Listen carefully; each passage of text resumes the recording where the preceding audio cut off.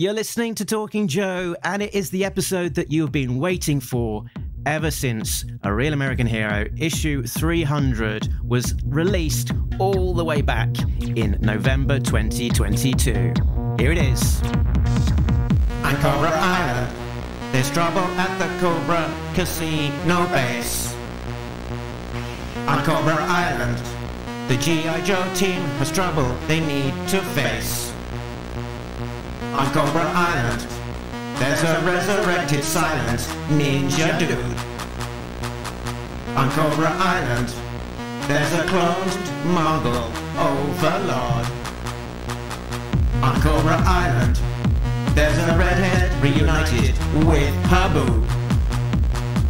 On Cobra Island, there's Wade Collins with a sucking chest wound. Above Cobra Island, there's a C-130 hurting to its doom. And did I mention the activated mutant zombie bomb? Wait, what?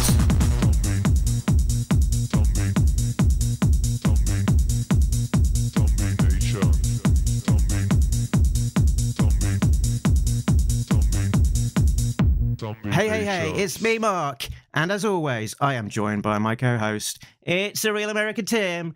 It's Tim Finn. Hello, Mark, and hello, listeners. Now, Tim, for all of those new listeners, if they are new to the show and they want to find more about the podcast, what can they do? Well, we have a website, talkingjoe.co.uk, which points to both our YouTube page and also all of the normal places where you can get your podcasts, like Apple and Google and those other three that I forget the names of. We also have some social media outlets. Tell them, Mark. We are on X. Oh, no, I said X. I meant to say Twitter because I won't say X, but I did. We're on Facebook. We're on Instagram. You can leave us a voicemail. You can follow us on Patreon and get access to exclusive content and early access stuff. All sorts. If there are new people listening, maybe we should very quickly, slightly reintroduce ourselves. I'm just outside of Boston in the United States. And Mark, where are you? I'm on the south coast of England in Brighton. We've been doing this together for almost 3 years now. We actually met in person for the first time 2 weeks ago at a wonderful convention. Assembly Required in Des Moines, Iowa. And I suppose it'll be another 3 years until we see each other in person again. But about every week, spend a couple hours talking into a microphone in front of my computer, hearing your lovely voice. Thank you, Tim. It must have gone quite well because we didn't break up when we met in person. That's right. Listeners, you are listening to an episode where Mark didn't replace me with a new co-host after Assembly Required. So yes, meeting in person was lovely. I was on the lookout. There are several people who have their own podcasts, people who probably dream of having podcasts who would all make decent to very good replacements for me should you find the need to kick me off the show. I was just gonna add as well, Tim, that brand new to the website is some great art that was created for us by Billy the Pen. So he created a lovely homage cover featuring me and you there in pen and ink digitally. Yes, in color. It is a nod to the wonderful cover to G.I. Joe issue number 7. And I just wanted to ask, what costumes are we sort of wearing, or which Joes do our clothing and equipment somewhat nod to? Oh, I think it's a mixture of all sorts. I think there's Shipwreck in there, and Snake Eyes, and Lightfoot, and I'm forgetting now because I don't have the image in front of me, but it's a mashup of some of our favorite characters in our costumes. Is this why you asked me who my favorite character was a few weeks ago? It was about half a year ago. I asked you. All right. So looking at the costume in which I am drawn, I'm thinking it's half Shipwreck, half Snake Eyes, because I'm seeing a blue Shipwreck shirt, but a Snake Eyes grenade belt, and then sort of waist down I am holding an AK-47, which, for purposes of being an homage to issue 7, where there's an American and an October Guardsman, I'm okay holding this not American machine gun. But I do, and I guess it is an international podcast, but I always figured if I was going to be a Joe, I would have, if nothing else, the weapon that my 1987 Steel Brigade figure came with. NATO rather than Warsaw Pact. Yes. Is that right? Yeah. Yes. I do see, and your costume, yes, does allude to Lightfoot and... Lightfoot on the top. There's a bit of ripcord there in the webbing and trousers, and there's Mutt on the glove. That's right, because you have a dog? You take care of a family member? Well, I do have a dog, but Mutt was, I think, possibly my first G.I. Joe style figure back in the day. So I do have a fondness for Mutt as a character. All right, we're losing listeners by the second by not getting into issue 301. Let's get into issue 301. Let's get into it. So today we will indeed be looking at G.I. Joe, A Real American Hero, issue 301, released 15th of November 2023. It's almost exactly a year since the release of issue 300, which was 23rd of November 2022. Oh, wow. 51 weeks. Shall we start by looking at the creators of this one from the credits page? Yes.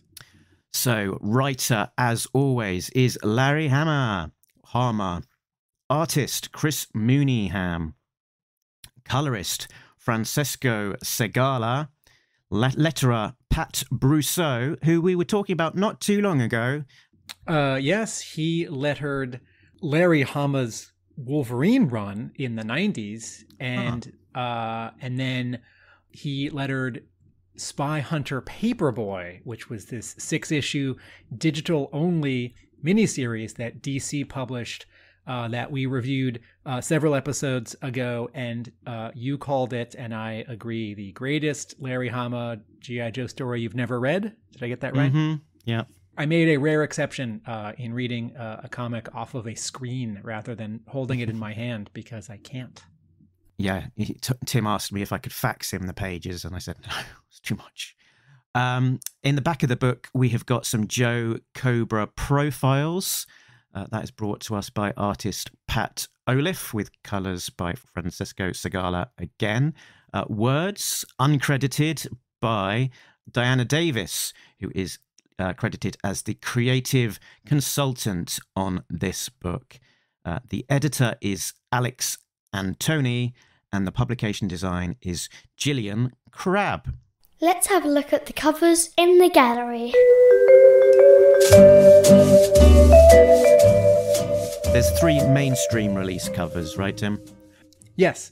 Okay, so this is really exciting, everyone, because Andy Cubert is a get. Andy Cubert is a big deal, famous artist, and he's drawn a bunch of high-profile stuff for DC Comics in the last 10 years, Batman stuff, and before that he was drawing high-profile stuff for Marvel, and before that, right as he was getting out of school, the Joe Cubert school, he got hired by an editor at Marvel named Larry Hama to do some work in the Conan office. While Hama was writing G.I. Joe early on, he was also, of course, an editor at Marvel. And a couple years later, in 1990, Andy Cubert drew some covers for this very series, G.I. Joe, A Real American Hero. He drew the covers for issues 91 and 94, 95, 96, 97, and 98. Plus issues 113 and 114. Oh, yeah. 8 covers. Very good. 8 covers for A Real American Hero. And around the same time, he also drew 6 covers for Special Missions. That's 19 and 25, 26, 27, and 28. Is that 5? Anyway, I have always liked the idea that artists could return to this series, that it wasn't sort of not cool or, professionally a step down. And Hama knows Andy Cubert. He also knows his brother Adam Cubert, who drew Wolverine. And so on several levels, this is exciting that someone who is famous in mainstream comics and popular, someone who is very good, right? Andy Cubert can draw people and dynamic action, and he can pencil, he can ink, he can storytell, he can compose a cover, he can pull off a cover. And then the fact that he's already done G.I. Joe, and so we're welcoming back a familiar face. And if you are, a younger comics reader and you weren't getting G.I. Joe in 1990, maybe it sort of passed you by that Andy Cubert was returning to do some covers for G.I. Joe. Also, this wasn't like a one-time stunt. This wasn't the, super rare variant cover and someone else was doing the regular covers. This is Andy Cubert doing the regular covers, and he's doing at least the next two. So I'm just thrilled by that. Just thrilled by that. It feels a little bit like Coming Home. Yeah, it's almost like if they couldn't get Mike Zeck to do the cover, and they maybe couldn't get Mike Golden, who would be the next one on the list? Andy Cubert. Yeah, but we'd never get Andy Cubert. I don't want to. I don't want to play favorites. Right. I don't want to float the notion that someone might have been a third choice, because we don't know what discussions were happening at Skybound with Hama, at Hasbro, but it's just really exciting. Also, the cover to 301 is badass because okay, so there are two versions of this basic cover that are Andy Cubert. Cover A is full color, and it is a take on the cover to issue number 1 without being an homage, without being a cover swipe, without being a redraw. And it's got a bunch of Joes, old and new. So it's got sort of the 5 or 6 icons, Duke, Storm Shadow, Snake Eyes, Roadblock, Scarlet, a couple others. It's also got those new characters. It's got Sherlock and Don Marino and Molto. So this cover is definitively saying, old and new.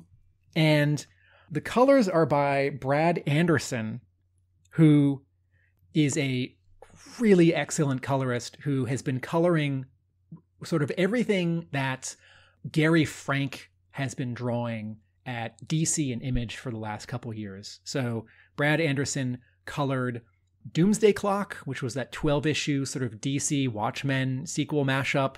Brad Anderson colored Giger, which was this miniseries last year at Image, and some other stuff. And he's just very, very talented. So this cover, instead of having a flat red background like the cover to issue G.I. Joe number 1 from 1982, has, an orange and sort of, brown background color. Instead of the Mobat, it's the Wolverine. But there's also 2 other vehicles. Instead of being straight on, the camera is low and we're looking up, which adds some dynamism to it. I appreciate that the 2 really popular ninjas, Snake Eyes and Storm Shadow, are not sort of the main and front and larger than everyone else characters, because they're so darn cool that this cover says ensemble. This is a team book. I really appreciate that. And it's super diverse, right? They're, again, old and new, men and women, all these different specialties, not just white people, although Joe's been pretty diverse since the beginning. And then there is this dog tag shaped burst on the bottom left that says, if you see it from afar, it says first issue, and in smaller letters it says 300, so it's the 301st issue. And then in a small but legible font over the title, it's got the names of the writer, artist, and color artist. I note that the exclamation mark is absent from the subtitle, from the slogan. So it's just A Real American Hero. It's not A Real American Hero. And I'm trying to remember if on the cover to the final issue of IDW, did it have an exclamation mark? It did. So here's a, right. And the whole logo has been slightly revised since IDW did the 290s in issue 300 last year. You wouldn't know unless you're doing a careful side-by-side comparison. But, the black outline's a little bit thicker or thinner, and the lettering on A Real American Hero is a little bit more uniform, I think you covered most of the things I would have said about the Andy Cubert cover. One interesting Easter egg is that Duke, who is on the bottom left-hand corner, is sort of drawn in his classified style. So he has the sort of the shin pads, and the rifle that he's holding also seems to be that new toy design. So it's interesting that as well as this very classic, we have got intentional or otherwise quite a modern take on Duke in there as well. He's also got his orange watch. Oh, yeah. And, while we're talking about weapons, this is fun. Roadblock does have his iconic heavy machine gun. Scarlet does not have her crossbow. She has 2 pistols. I just want to say one more thing about the color. And I made a point about this when I blogged about this sort of announcement for 301 several months ago at arealamericanbook.com. Not a Talking Joe. We don't have a blog there where I write. Although Mark does post cool stuff if you are a Patreon backer. So here on the cover to G.I. Joe 301, Brad Anderson, in his color choices, helps to separate the sets of characters based on their distance from the camera, finger quotes camera. So Duke and Roadblock and Scarlet have a little bit of a yellow cast on them. And then in the middle, Storm Shadow, CoverGirl, and Molto have a little bit of a blue cast to them, which continues to Snake Eyes and Don Marino. But then there is some red mixed in, and then there's some atmospheric perspective, which is to say color mixed in to the blacks to make it look further away on the 2 vehicles in the distance, and that there's an orange haze sort of between us and the Vamp and the Ram. And so what Anderson is doing is he's choosing colors to help separate elements. And if you didn't do this, the cover, because it's drawn so well, it would still totally work. But this is an enhancement which helps it from being too busy. I also want to say one last thing about Snake Eyes.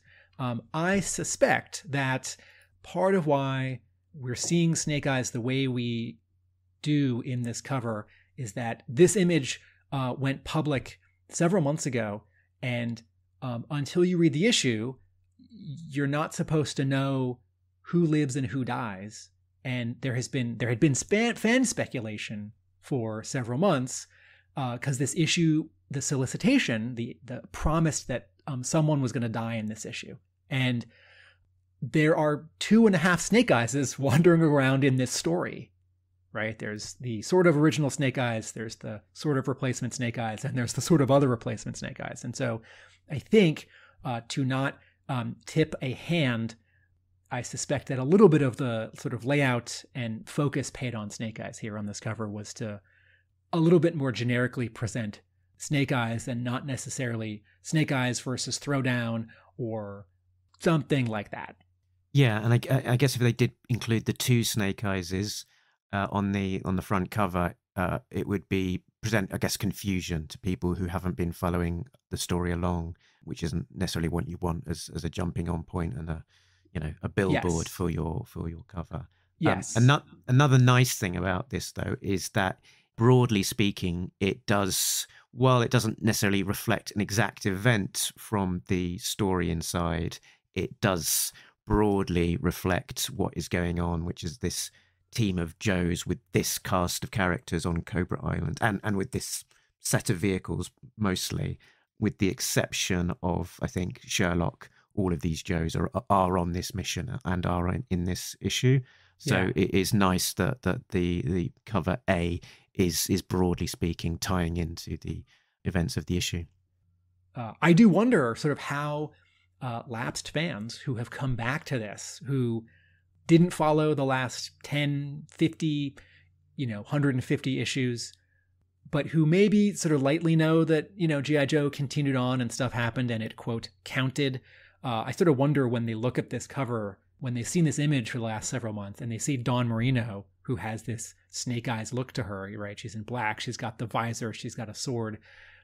How much their curiosity is piqued, what they think about it, because if you step away from, Batman comics for 5 or 10 years, you come back to Batman right now and there are the quote Bat family is quite big, like both of Lucius Fox's kids are like Batman, and there's like 75,000 Robins and ex-Robins. I kid. I think Batman's great. Okay, so cover B, which was open to order, that's the technical term for stores can order as much as they want. It was not any kind of rarity or ratio variant, although certainly a cover B is going to get ordered less than a cover A. So I don't want to say it's rare, but I will say speculatively, I'm sure it's less common. I know we ordered less of cover B at my store. So again, it's black and white, and what's great about this is that you are very much reminded of what artist Andy Cubert is doing to indicate to us, the reader, and to Brad Anderson, the cover colorist, where the light sources are, where he's inking to indicate shadows, right? So to one side of Roadblock's nose and over Roadblock's brows, just behind Scarlet's hand on her wrist, right? And there's some hatching on her shin. There's a little bit of texture on the tank tread, under Storm Shadow's jaw and on his neck. Interestingly, there is a Cobra insignia on Storm Shadow's chest on the black and white cover, right? So let's assume that's on the original art. And the Cobra insignia has been whited out for the cover A, for the color cover. And I have to say, I know that in the comics, even going back to the Marvel comics, when Storm Shadow had left Cobra but was still wearing his version 1 costume, even though he shouldn't have a Cobra symbol there anymore, I've always found when I see him without it, to me it looks like it's missing something. And so I wish that it either had, the Joe sort of eagle symbol from the movies, or the Arashikage symbol, or like a big asterisk or a throwing star silhouette. It's something, because without it, his costume to me is slightly out of balance and looks like it's 92% finished. And also without it, he's not really a G.I. Joe character. He's sort of like any ninja. It's just like some guy who wanders in from a movie from 1978. Okay, so black and white cover is great. And then what is technically cover D, I'm skipping C for a second, is the blank sketch cover, which is printed on a different cover stock, so you can get artists to draw on it, or you can ruin one yourself.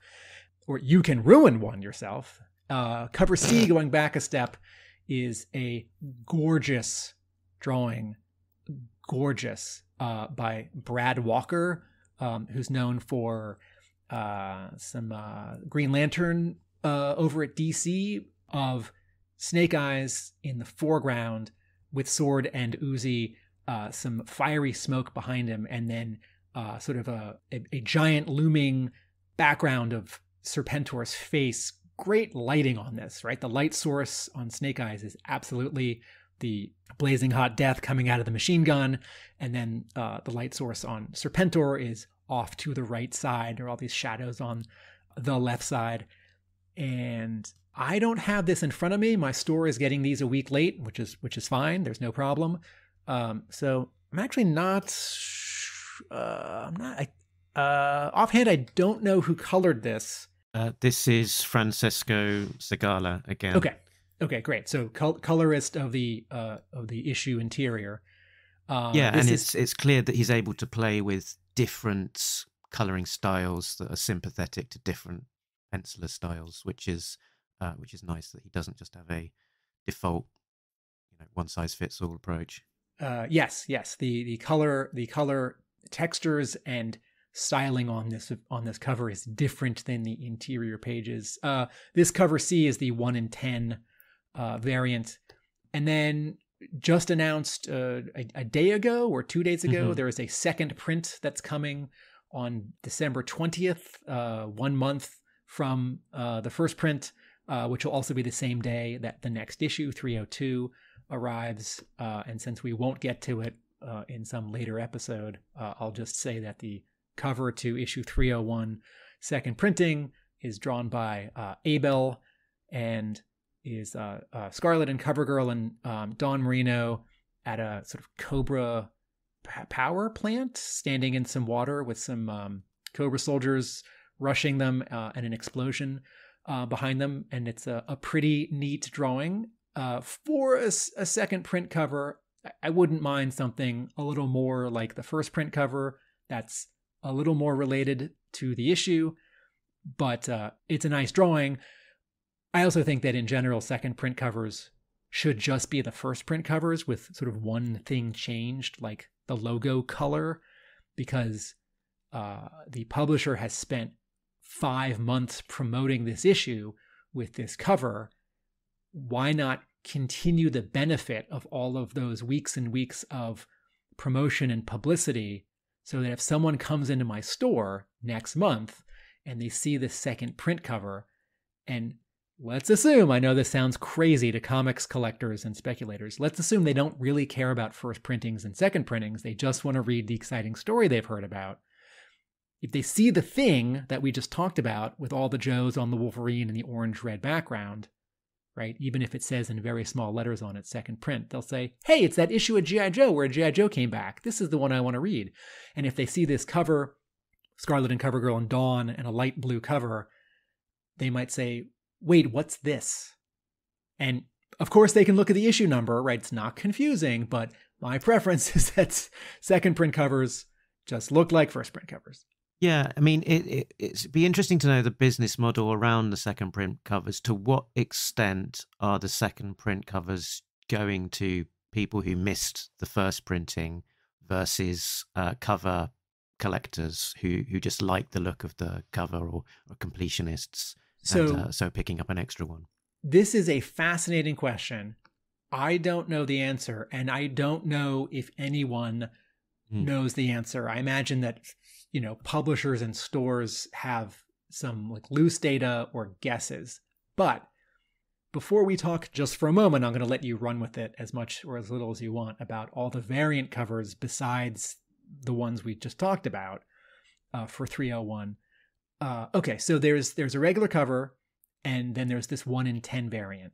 And for Transformers and upcoming Duke and Cobra Commander, there are 1 in 25 variants and 1 in 50 variants and 1 in 100 variants. Okay, so let's say you're a comic store and you've ordered for, let's say, G.I. Joe 301, let's say you've ordered 50 copies of the regular cover. Let's skip the blank one and skip the black and white one for simplicity.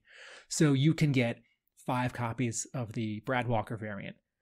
Presumably, you've got some customers who have asked ahead of time for that 1 in 10 variant, and they're paying extra because they know that you have to pay for more comics to get them.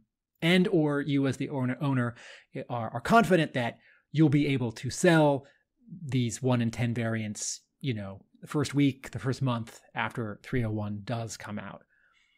I can assure you that a store that has ordered 50 copies of Joe 301 does not have 50 subscribers and is not likely to sell all 50 copies.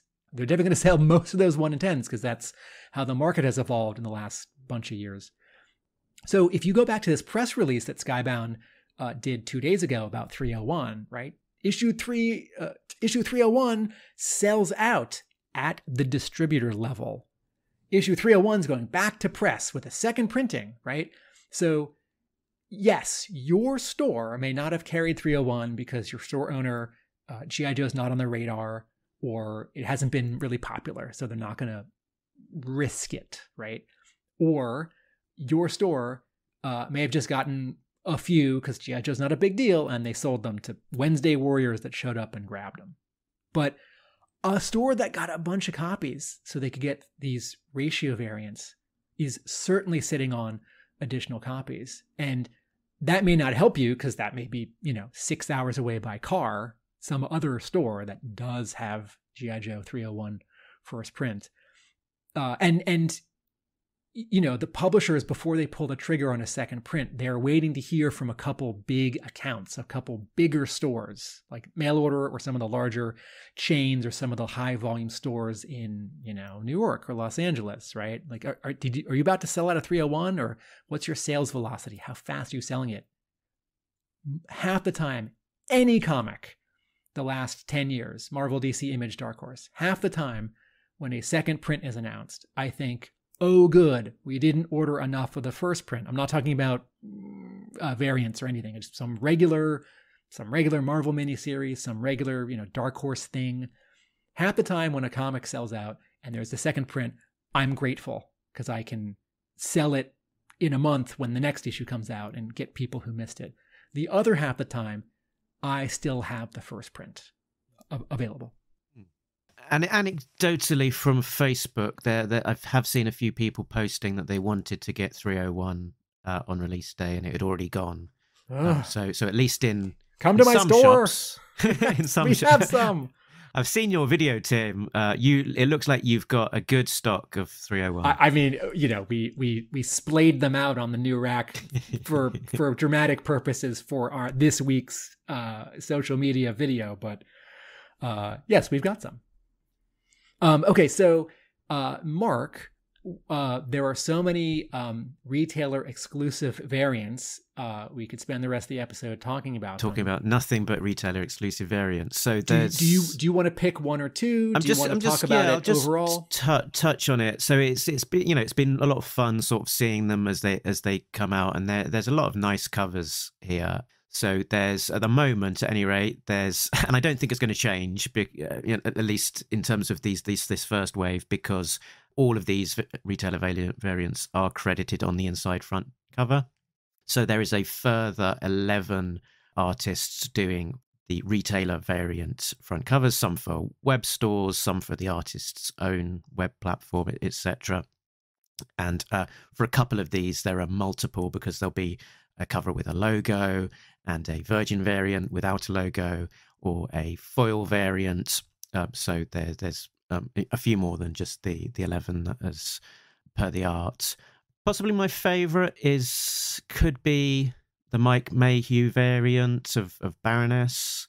I think that the Pat Olive cover is nice and does give pangs of that sort of like slightly nostalgic feeling.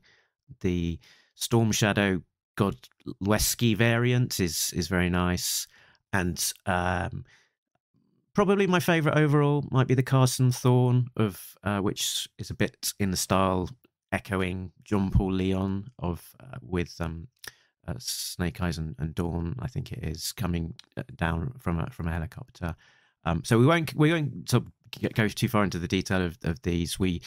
I have been posting them on the Talking Joe Facebook group as they become available, and also on the Twitter Talking Joe feed. So if you're following over there, then hopefully you've seen them as they've as we found out about them. So I'll probably just leave it there. I might do a follow-up episode with Josh Eggerbean at some point, just to see how he's getting on with his completionist hunt, and if there's any that he's struggling with. That would be interesting to find out. I'll say two quick things. One, there is a Rick Leonardi variant cover, which I'm so thrilled about. Rick Leonardi, his art, right, best known for some issues of Uncanny X-Men in the 80s, and also Spider-Man 2099, the first 2 years of it.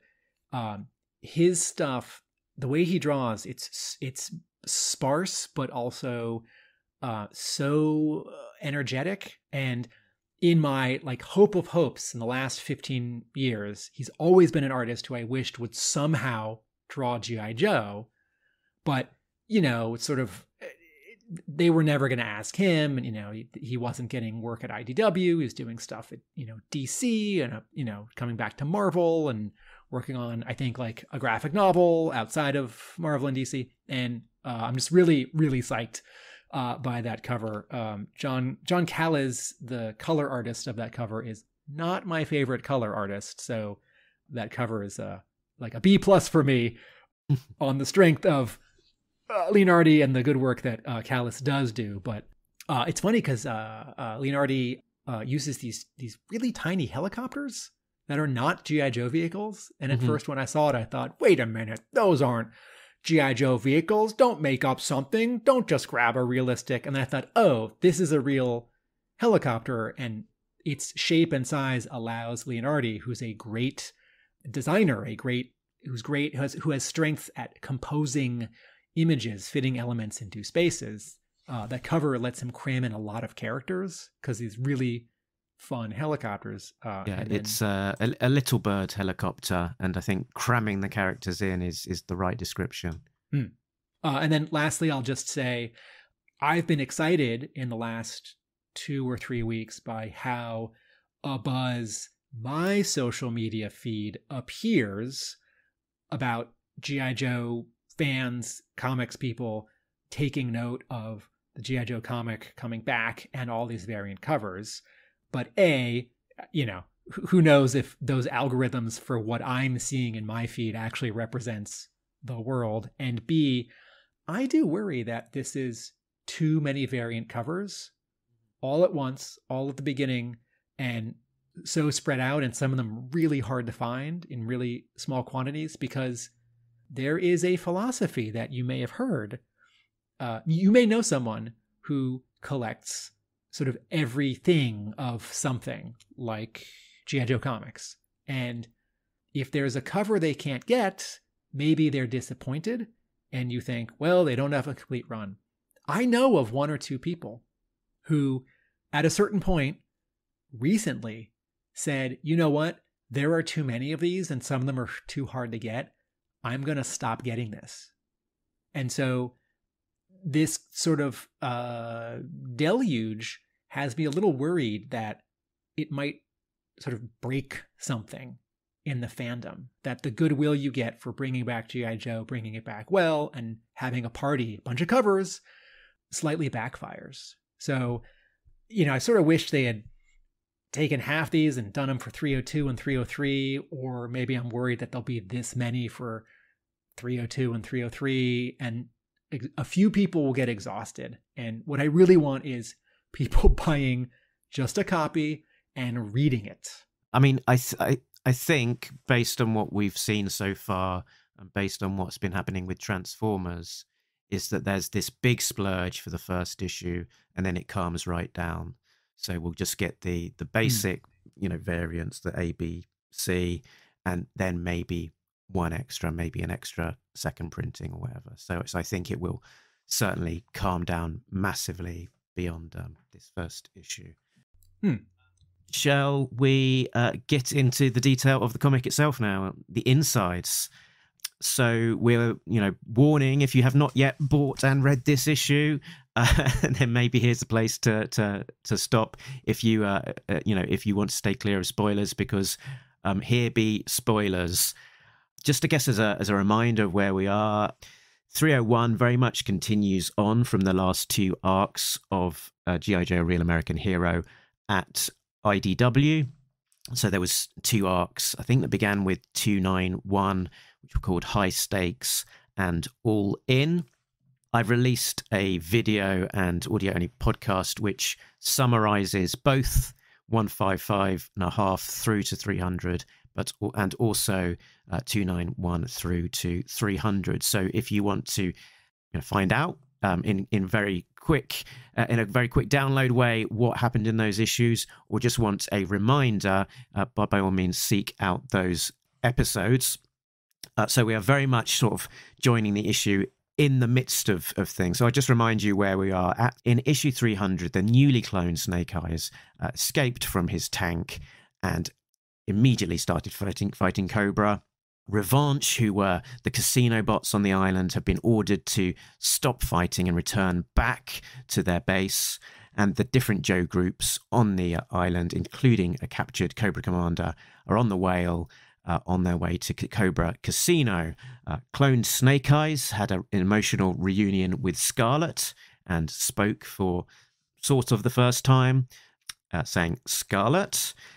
And Serpentil Khan made the decision to detonate a new super weapon, the Mutant Zombie Bomb.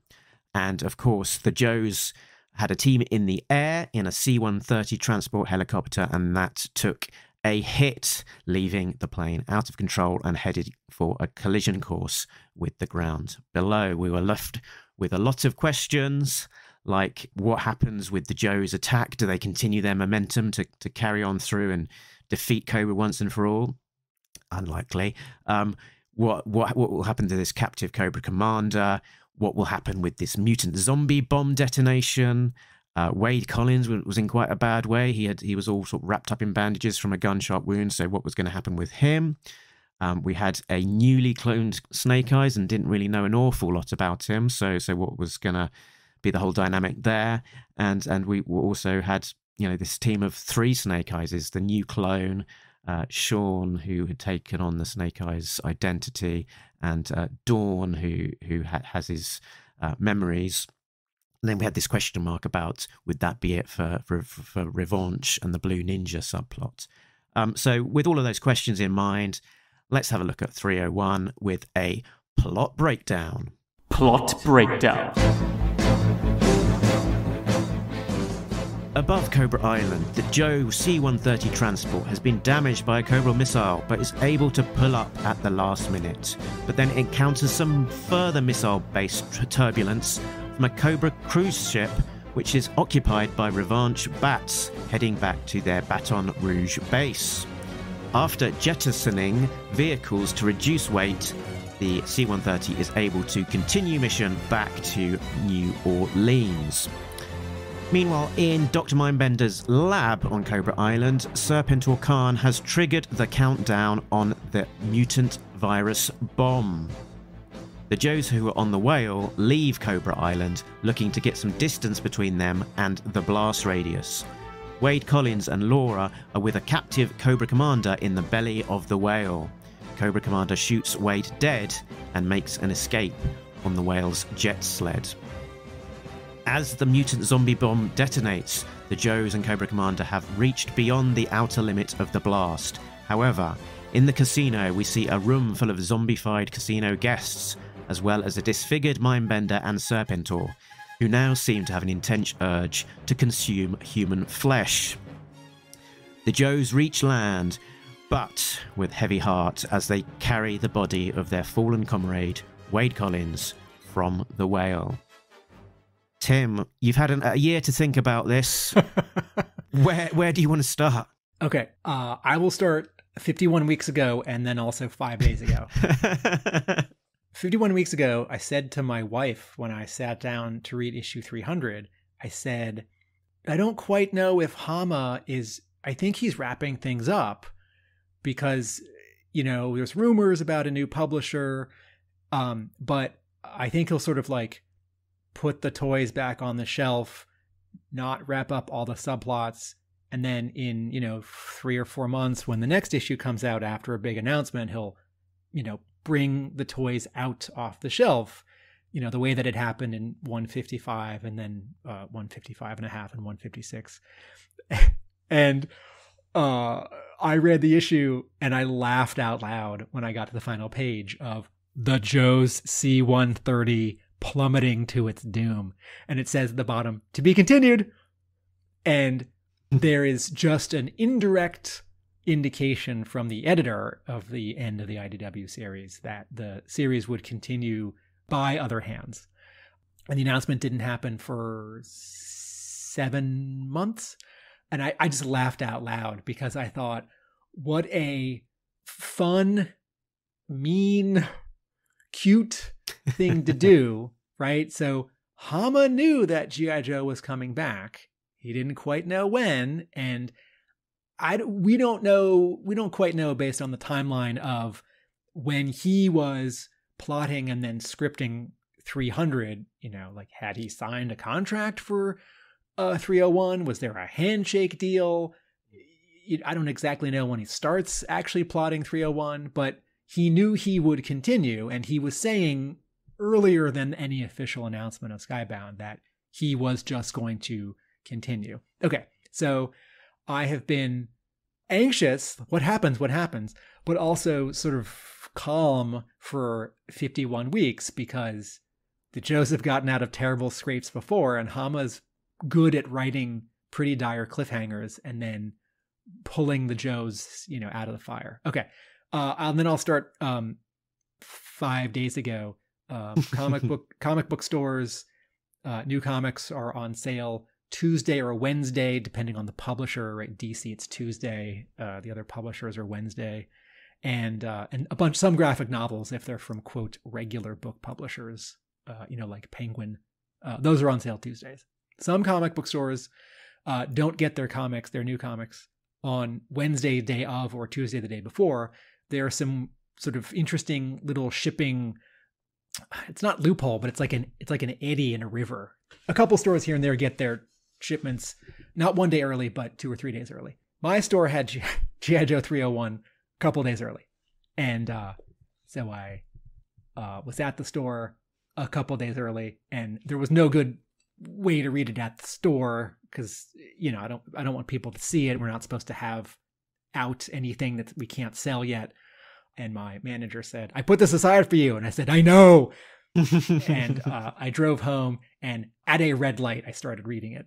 And then I looked up, and the red light had turned green, and the car behind me was about to honk.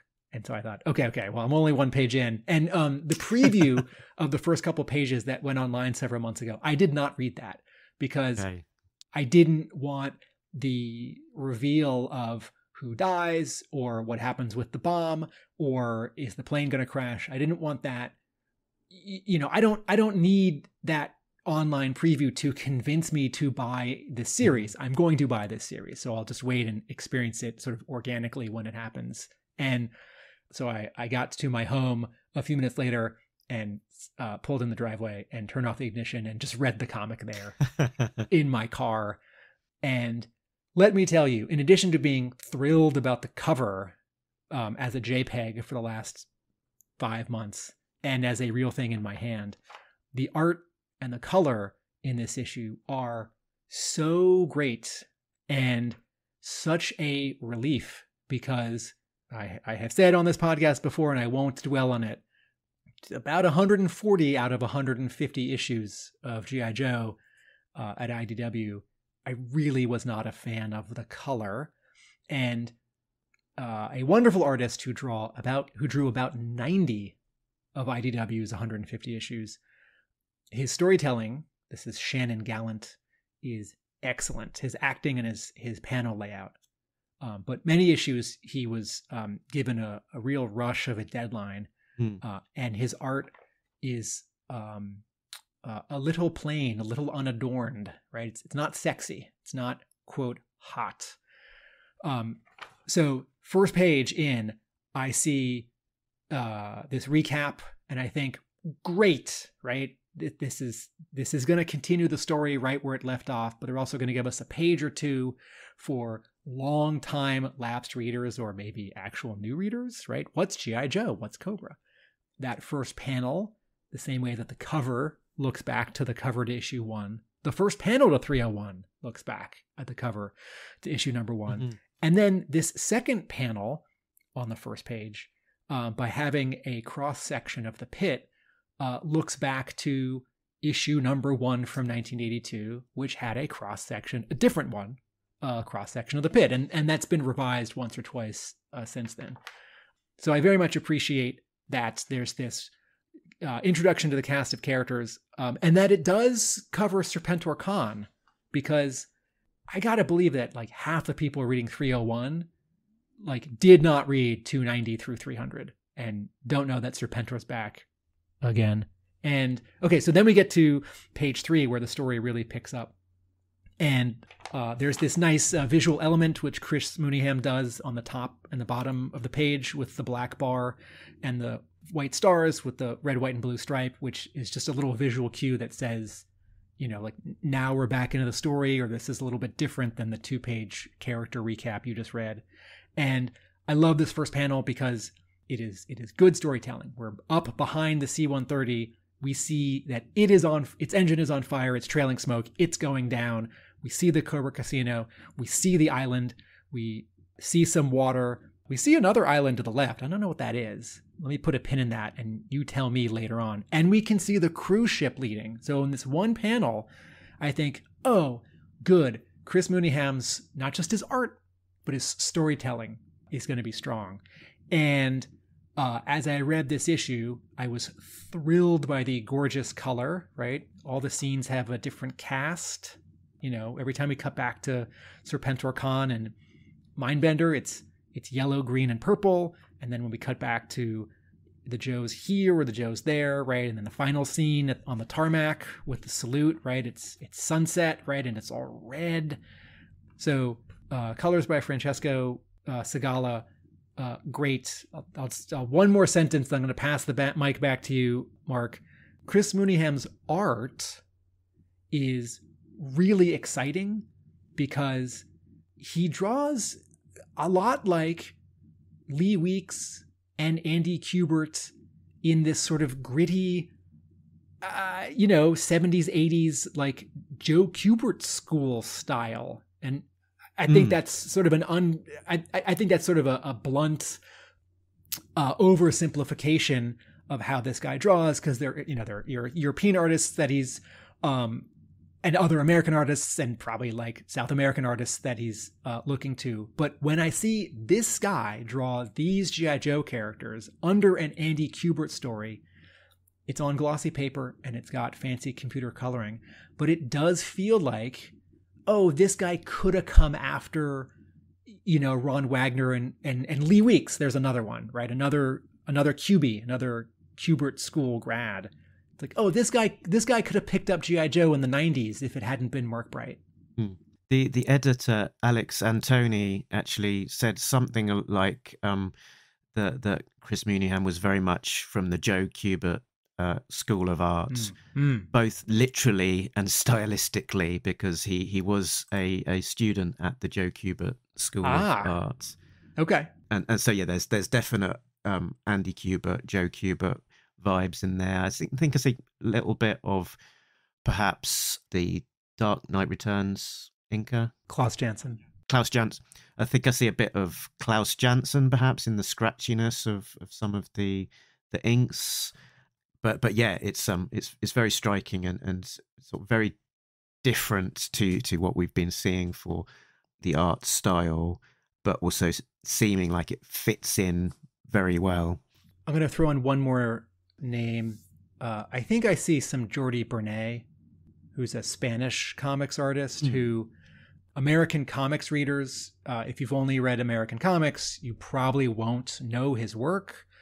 But Jordie Berard did an issue of Solo for DC, which was this incredible comic from 15 years ago where each double-sized issue was entirely written and drawn by one person. There was a Darwin Cook issue. There was a Mike Allred issue. And Jordie Berard did some Jonah Hex and Torpedo. Yes. And then IDW 15 years ago published 6 volumes of a really excellent black and white crime comic. Right? Am I getting this right? And Jordie Berard drew some of that? Yeah.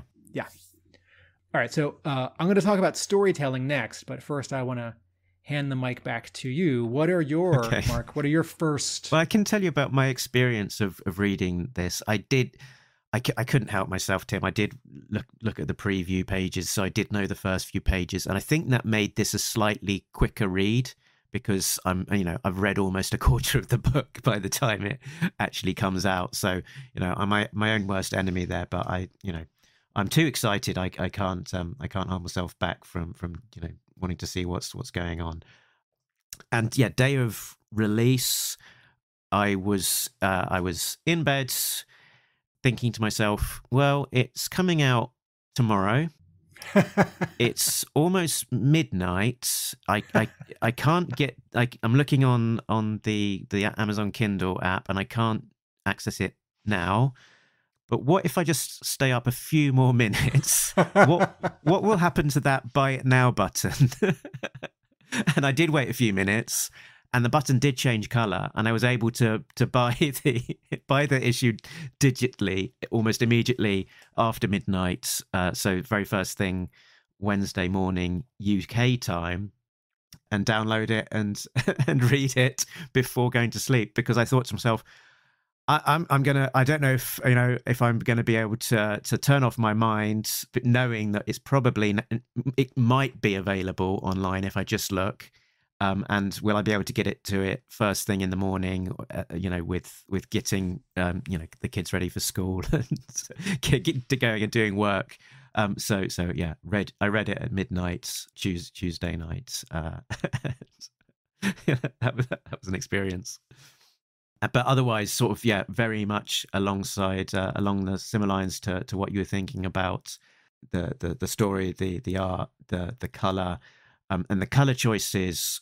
Very interesting to me. The colorist Francesco Segala on Instagram described the style as using some light halftone texture on the colors to so that it can feel modern and classic and different to his usual style, and you can kind of see that sort of imperfection from those halftones through the book. Yeah, everyone, if you turn to page 3, the first panel of the main story where the plane is crashing and we're looking down at the island in the casino, and it's a halftone. That's just a fancy word for dots or lines, like a pre-printed, newspapers 100 years ago couldn't print gray. They could only print black or not black, which is going to be white. But if you wanted gray, you'd have little dots, right? And you pull out, you zoom out, and those dots create a tone. So a halftone. So if you look in the water all around, actually on the plane too. If you look at the water all around the plane on panel 1 of page 3, you see, and it's elsewhere on the page, but there's one. And it also gives you the feeling of you're looking at paper that's got a bit more of grain to it. And we can talk maybe about the paper in a second, but just looking digitally, it feels like it's got some grain to it. That first panel with the plane coming down, you've got these bold color choices that aren't necessarily completely representative of the color of the object, but very much sort of helping separate the layers and give a very dynamic effect. The water there, and I'm sure this thought has occurred to you, Tim, it is not a photo of water. It looks almost like a watercolor wash of paint on paper, with some of the imperfections that would come along with that. Yeah. One of the panels where the color choices sort of struck me the most was the big splash of the C-130 flying over the top of the casino with the whale on the bottom of the page. Yeah. And there's an awful lot going on that page. There's these two big things of the plane at the top, the casino in the middle, and the whale down the bottom. And with all of the G.I. Joe characters on the whale, and those characters could very easily sort of get lost in amongst all of the murkiness of a dark green whale. And so what Segala has done is he's coloured the whale a kind of orange, almost yellowy orange. The ground is a purple. The turrets of the whale are kind of light purpley pink, and so when you're looking at this, it doesn't feel like they've coloured it wrong, or it doesn't feel like it's unusual. It does feel very sympathetic and not jarring, but it means that then all of these characters with their own colours can sort of pop against that background and not get lost in murky colours. I think that the colours on this page are just incredibly effective in terms of making that page pop. Yeah. Again, not to trash a previous colorist on this series, but to draw a contrast between approaches on almost every issue that IDW published, and then this new issue. One of the things that the IDW issues of G.I. Joe almost always had exclusively was local color, right? So the thing is the color that it is, right? If you're wearing a green shirt, it's green. And there was some light sourcing, like every time we were in the pit, everyone was like puke lime green because of the like monitors, which is not the choice I would have made, but at least it's like an attempt to, sort of follow the light source. But, in this issue, sort of just about every time we cut back to Duke and Wild Bill, there is a red cast over them. And it's not because they're in front of a fire or they're on Mars, or there's like a bunch of, red alerts blinking in front of them in the cockpit. Although you start to get that feeling, which, makes a lot of sense, right? The red is to enhance the emotion of the scene and to create a contrast from the other scenes. So color can tell story, color can create emotion, enhance emotion, color can just help separate elements. And I like the point that you made just now about that splash where the like turrets on the whale are sort of, pink purple, and technically that's, quote, wrong, but it doesn't read as wrong because the color is flexing its muscles throughout this issue, right? So just as every time we cut back to Duke and Wild Bill in the cockpit, there's this red cast over them. Similarly, every time we cut back to the Joes on the whale down on the ground, there's a yellow cast on them, except, right, turn the page after it's turn to page 4, right? So that second panel, the Joes in the foreground, Scarlet, Snake Eyes, Stalker, and Storm Shadow, they have a light purple cast on them. And that's just to separate them from the thing that's behind them so you don't get lost, right? One of my big comments about almost every issue of IDW's G.I. Joe in its color was that there was a lot of rendering. It was really busy. There were too many light sources, and a lot of the light sources were inconsistent and didn't make sense. And I look at this new issue of G.I. Joe, and I would call it busy, but busy like active and exciting, not busy like overwhelming or sort of leads me down the wrong path. So part of how a page, sort of any of these pages in this new issue of G.I. Joe, where we're cutting back and forth between the C-130 and Mindbender and Mindbender's lab, and the Joes on the ground, and somewhere else. The reason why busy isn't bad, it's exciting and active, is because the colors are helping to separate these. And this thing about halftones, a mechanical texture, right? It used to be mechanical, like actual machines would make them, and now it's a layer in Photoshop, a filter you can turn on and off. The thing about these mechanical textures is that it does help create just something for the color to sort of hold on to when it's sitting, the ink on this paper. And one of the things that I thought was true about the IDW run at G.I. Joe is that because the colors were so, I don't want to say bright, what I mean is rendered. There were a lot of like brights and then dark darks. There was a lot of bright to dark and bright to dark and bright to dark. And all of that sat with almost no texture, right? There'd be texture for water, there'd be texture for like grass and or leaves. But like, it didn't matter if we were looking at glass or backpacks or boots or swords or clothing fabric. All the texture was the same, and it was all like shiny and bright, and it all sat on IDW's really nice, shiny, glossy paper stock. And I often thought, man, if these colors could just get, if I could just look at them through like a piece of glass, if I could just like knock them back 10%, like I'd still have a lot of problems with the colors. But I just wish some of these were quieter. And here in this new issue of G.I. Joe, look at page 5, where Duke and Wild Bill are on the top, and then you've got the countdown, right? 2 minutes, 31 seconds, 2 minutes, 3 seconds, 1 minute, 55 seconds. Look at that bottom panel with Mindbender and Serpentor Khan. Those are quiet colors. And like what's exciting, what's hot, what grabs your attention? The plane, the light source on the plane, right? So I'm just very, very excited about how damn handsome this is, right? It's the penciling, it's the inking, it's the color, it's all the choices of the color, textures and saturation, light sourcing, and then the paper, right? This is not the world's brightest, most reflective paper, and I think all comics should be on newsprint or matte paper or nothing shinier than this. So we have talked a little bit about the paper before and the glossy paper at IDW.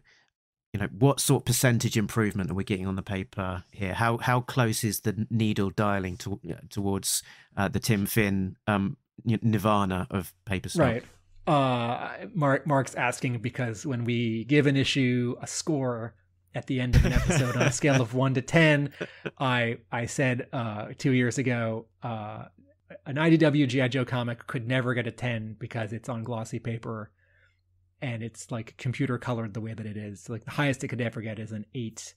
And I will admit that, glossy paper holds ink well and things print tightly and crisply on glossy paper. And, like artists in the 50s and 60s and 70s who drew comics, I love that paper. The artists didn't like that paper because the printing was really crummy. The printing itself was bad. The paper was the cheapest, lowest quality paper possible, right? It's made from wood pulp, right? Newsprint, it's crummy paper. Like it changes color over time and ink bleeds, and like thin line. Anyway, my favorite paper is what what a lot of Marvel books were printed on in 89 and 90. And I don't exactly know what that's called.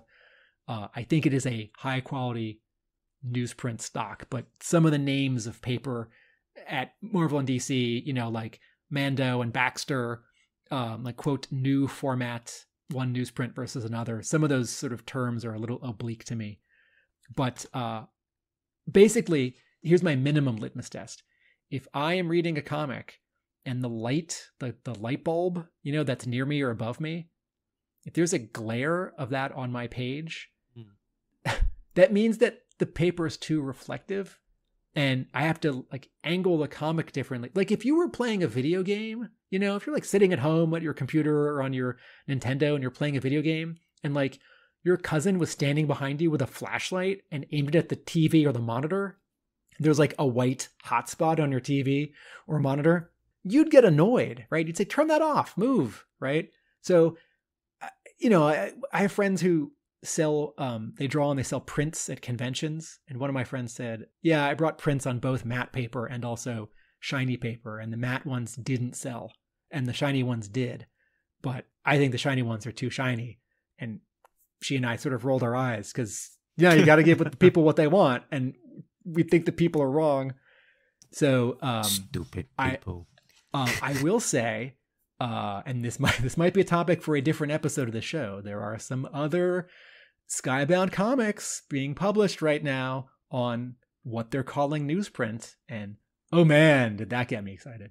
But I think G.I. Joe 301, it's just such a handsome, right? And then you credited Jillian Crabb as publication design, and this is something that has really changed in comics in the last 20 years. It used to be that design in comic books and graphic novels was sort of this default, like pick up a Marvel book from the 60s, 70s, 80s, or, a Marvel or DC graphic novel from the 80s, and there were not many of them.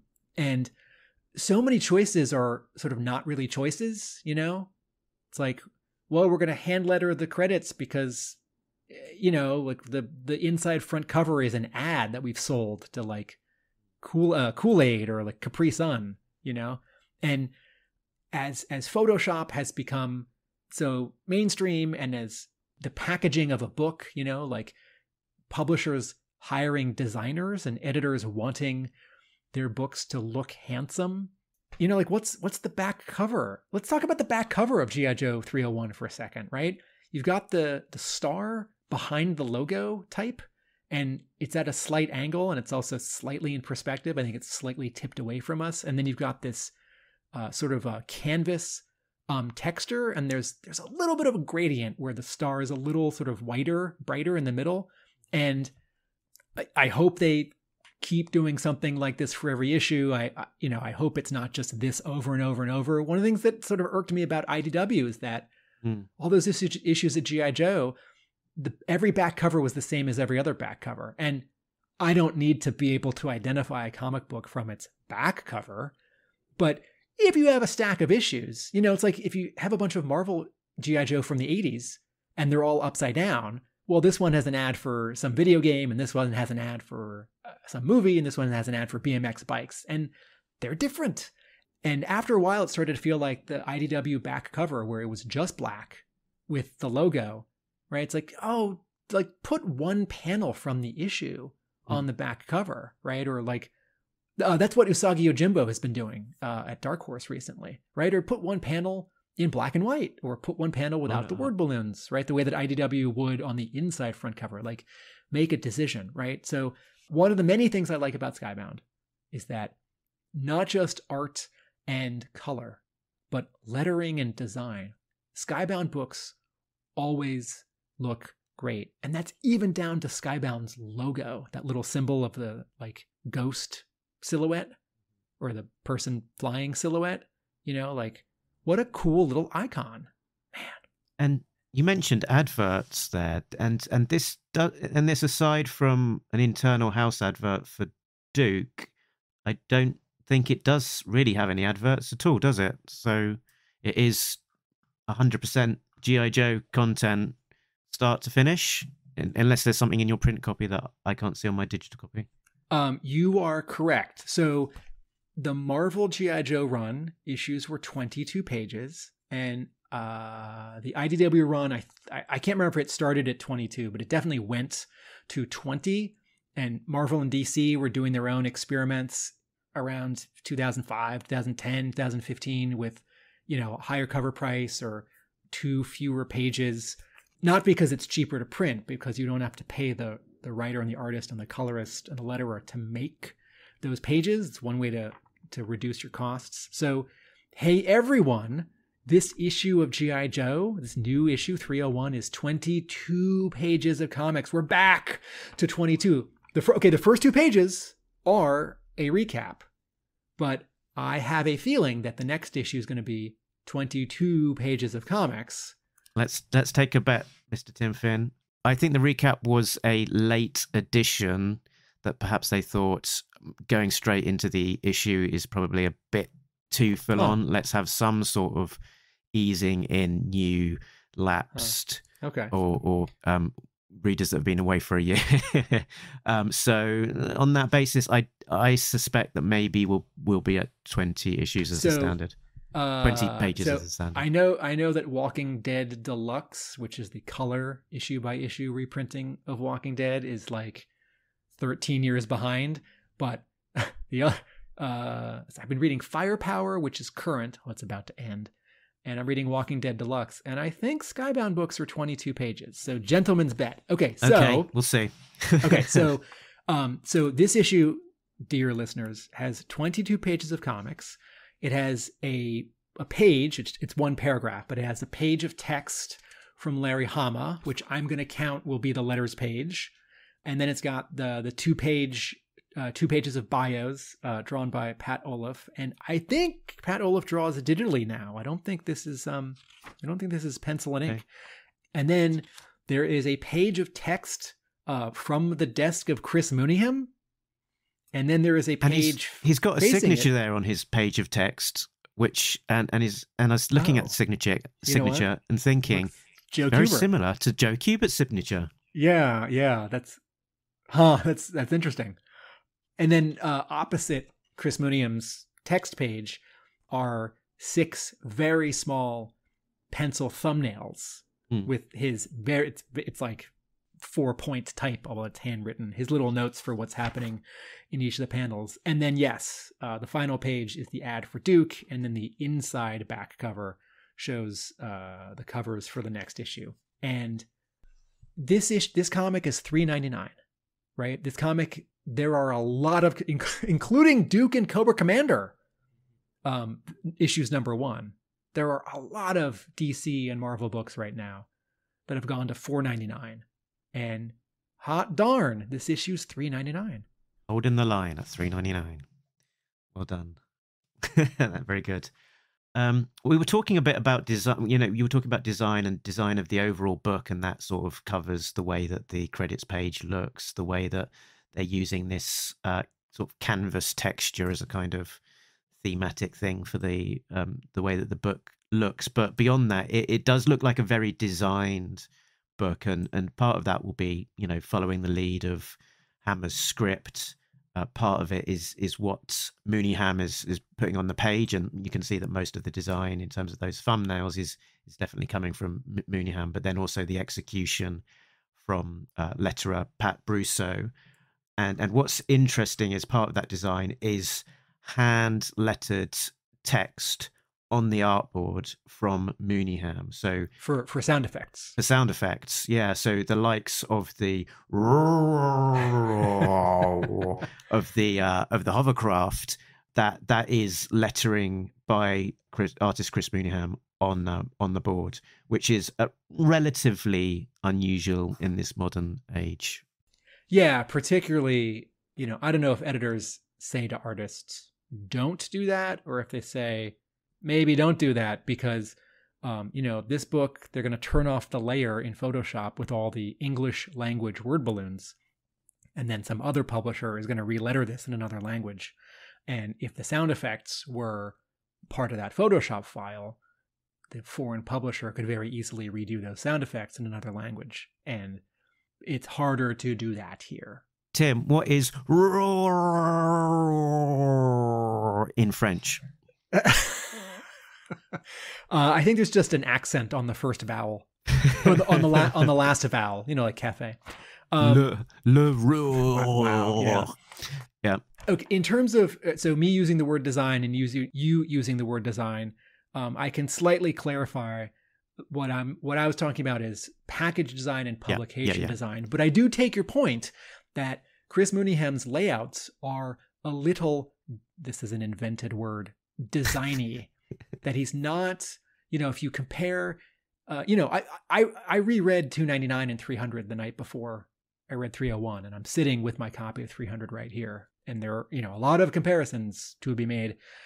If you look at Shannon Gallant's layouts, how he divides a page into rectangles in 300 and all of his issues, you know, I mean, everyone turn to page 1, 2, 3, 4, 5, 6, 7, right? 7 is starts with the countdown is at 1 minute and 17 seconds, and it's got a lot of Duke and Wild Bill.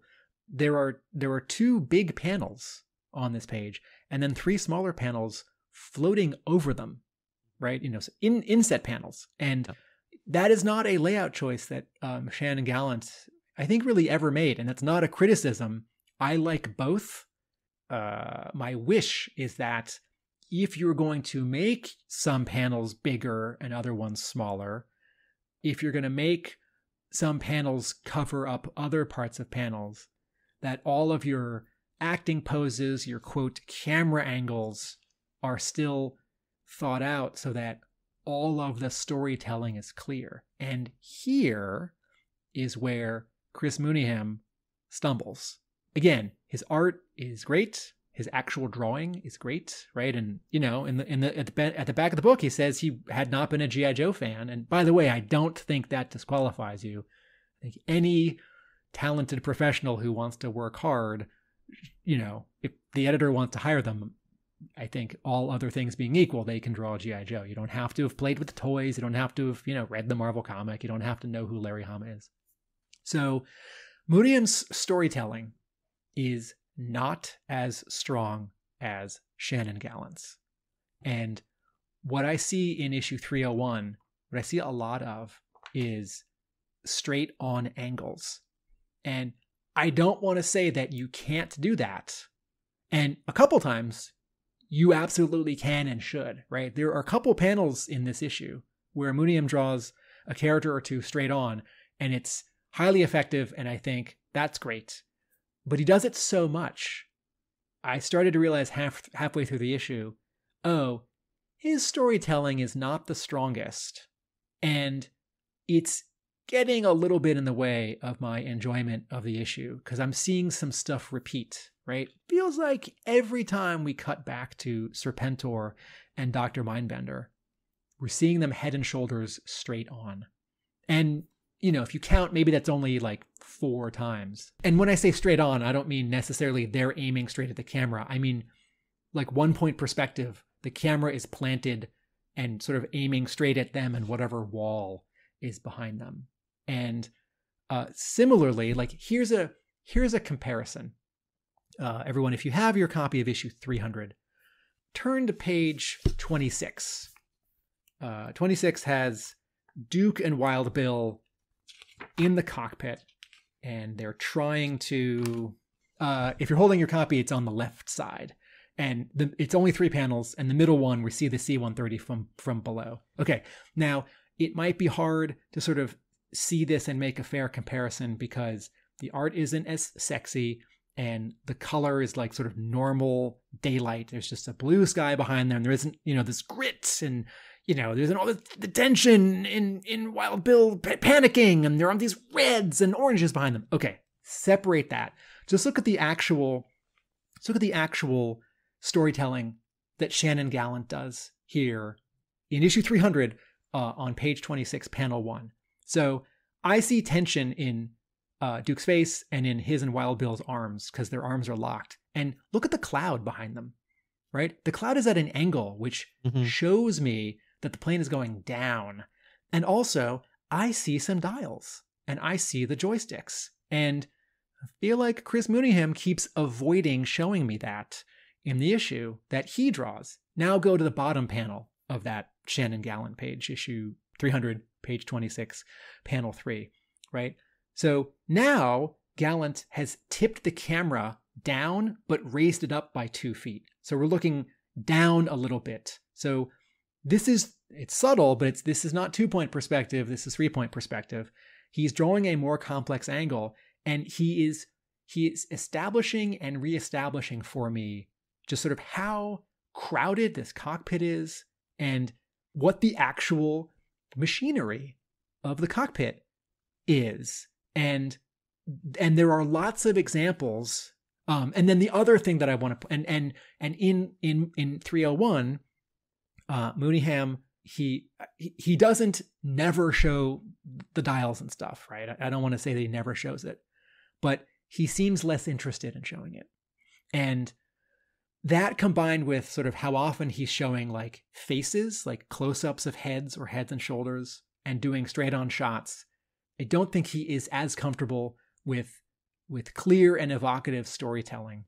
And then one more comparison. Can I talk about that, maybe that page that you were just on? So in terms of that page from issue 300, it's an interesting comparison beyond just that sort of layout aspect, but more into the detail of the artistic approach. That looking at Gallant's style, it's a very clean, very open, and there's not, he's one of these artists who generally doesn't have a line out of place.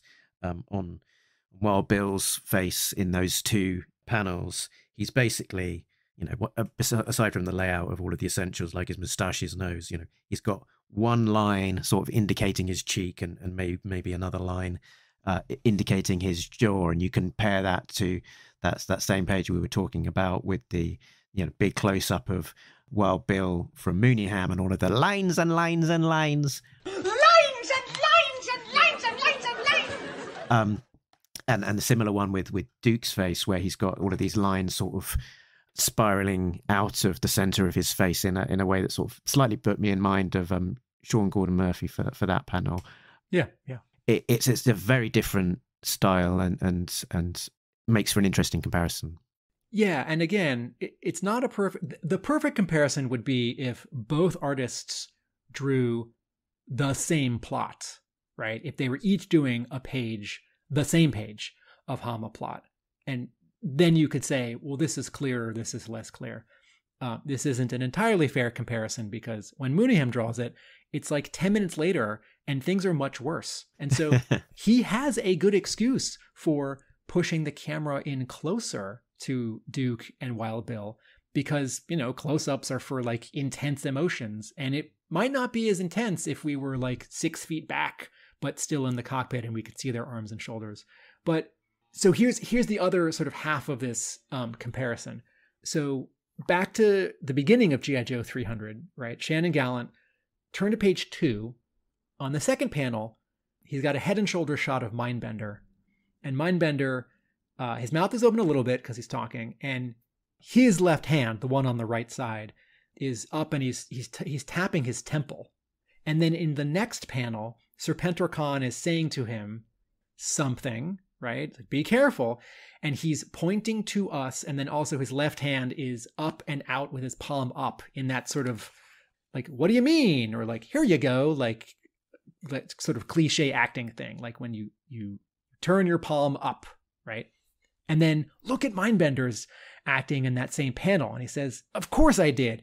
And he's starting to take a step back and he's turned away and his spine is twisting and he's got both of his arms up, but they're each doing something different. One hand's tilted a little bit more, one elbow is straight, one's not. And this whole panel is a POV shot from Snake Eyes because of the outline, right? We're looking from Snake Eyes as goggles. Okay, so and then I want to point out two more things that represent Gallant's really wonderful character acting. So that was page 2. Go forward to page 7.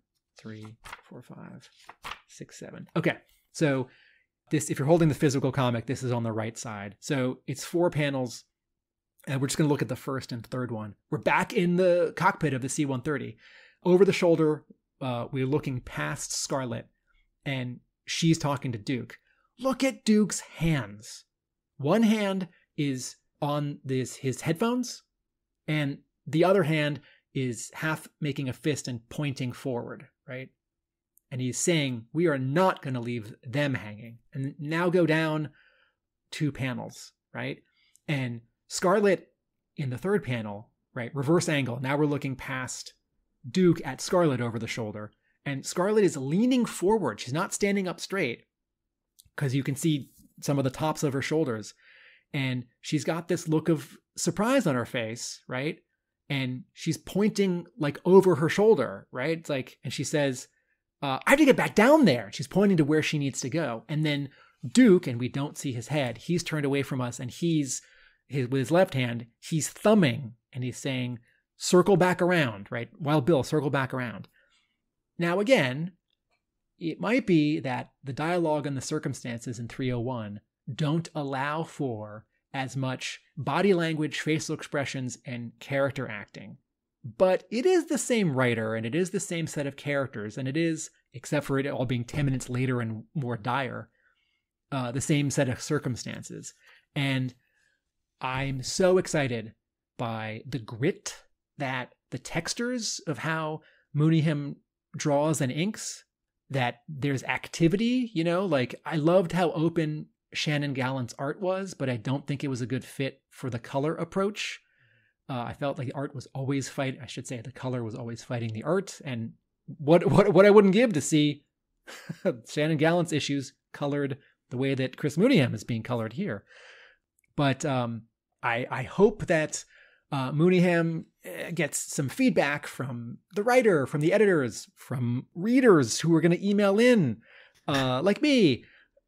But I see, sort of like the same 4 faces over and over and over in all of 301, which is okay. And I don't see as much body acting, body language. And so that combined with how he tends to crop in a lot of rectangular panels on heads and shoulders and show things straight on, makes the layout, the storytelling, the visual storytelling of 301 not as strong. Can I highlight a piece of physical acting that I particularly liked from this issue? Yeah. And we've got the ticking clock, which makes it very easy to tell each other whereabouts in the story we are. So it's at 1 minute 03, and Dr. Mindbender looks like he's trying to sneak away from Serpentor Khan because of the ticking bomb, and Serpentor Khan is grabbing Mindbender by his braces, which he's sort of created a rod for his own back here with his character design. By his suspenders for Americans, right? His suspenders, which kind of for English people, it sort of tends to put you in mind of sexy suspenders, like garter type suspenders. Anyway, because braces are a dental thing for Americans. Oh right, on teeth. I see. We've got that as well. But yeah, anyway, complexities of language aside, yeah, Serpentor is grabbing Mindbender by his suspenders and sort of pulling him back, and there's a little bit of, there's the lines of sort of shot coming back. It's a nice bit of physical humor. Yes, and Mindbender is you can extrapolate what his legs are doing here, and he's slightly off balance, and it's really funny that Serpentor Khan is looking straight ahead and is sort of doing this with like the eyes in the back of his head, and like not turning to stop him, because he can sort of just do it with his pinky and 5% of his attention. Where do you think you're going? So again, I don't want to say that every decision Chris Mooneyham has made here is weak, but I do think his storytelling and his acting can get stronger, and I hope it does. And I say that because I think there are writers in comics who write scripts and are just sort of tickled that whoever draws the book. Sometimes it's hot, sometimes it's not. Larry Hama, who writes this book, had drawn comics and illustration for 20 years before he wrote comics. And he can draw comics. And so he's very interested in very clear, high quality visual storytelling. And I want his collaborator on this series to be as good as I imagine Hama wants him to be. Again, this is separate from actual drawing of planes and guns and fabric and explosions and speed lines. Just as sort of a comparison, I know this is like a very, very specific example and it may not work for everyone, but the artist Jay Lee, he broke into Marvel back in 1990 or 1991, and he drew Namor, and he drew 3 issues of X Factor. And if you want a good example of someone who draws well but is not comfortable with acting and like moving the camera around and showing the environment, look at Jay Lee's 3 issues of X Factor that were a part of the Executioner's Song. Talk about sort of the ticking clock as well. I think it's a great device that they're using, and it's sort of really creating this sense of urgency and momentum, and I think contributes to it feeling like a faster read. That we've got this countdown to this big event, and it's I guess building up to this expectation of what's going to happen when we get to 10 seconds, because Mindbender sort of highlighted that was the point of no return, and then 0 seconds beyond that. And there was a great description that I saw from someone, Nancy 2K on his tank board, who described it as a breathless immediacy and momentum. And I thought that was a great description of kind of the feel of the sort of the pace and the energy of this particular issue. A ticking clock as a storytelling device in a script definitely creates immediacy, and then it ends up being a collaboration with the artist who's going to put this countdown into effect. And the fact that Mooneyham has it to play with is like a great asset. But then what he does with it specifically, he makes it this very small inset panel which he can place a couple times a page or every few pages, and then he has this like vertical green line that sort of goes down to it and then continues down from it, so that you have this, not just the literal number getting smaller, diminishing in quantity, but it leads you sort of, a little bit through the page. And, having just done a big comparison between the previous series artist and the new one, I wonder what the previous artist would have done. How would this ticking clock have been visualized? Might it have been like in like regular panels with white gutters around them, the way that the other panels have gutters around them? I wanted to point out one more thing, just in terms of sort of the overall feel. This is really like back in the department of color, but since I'm looking at this page with a ticking clock, I'm looking at the page where the ticking clock says 59 seconds and the C-130 is coming down at us. And I realized on the page facing it, the left side page, there are these 3 little panels about the cocktail waitress bats, the Revanche bats. And I realized that Francesco Segala does something old school here, which I love, which I don't think we ever saw in the IDW Real American Hero, which is he knocks out the backgrounds. Those three small panels of the like base thing, and then the two lady robots, and then their fists with their wrists launching the little missiles, right? The backgrounds there are just all red, which nicely counterweighs the red background on the last panel of the opposing page. But also, this is another way that color can sort of not overwhelm or distract. Color can make a choice to accentuate or sort of de-accentuate something. All right. How do you feel, Mark? I think I'm done talking about art and color. How do you feel about the actual plot points? The bomb does go off. The character who does die. How the mission goes. Yeah. So I guess the trope is that you've got a ticking bomb that is ticking down, and then it stops at a low number.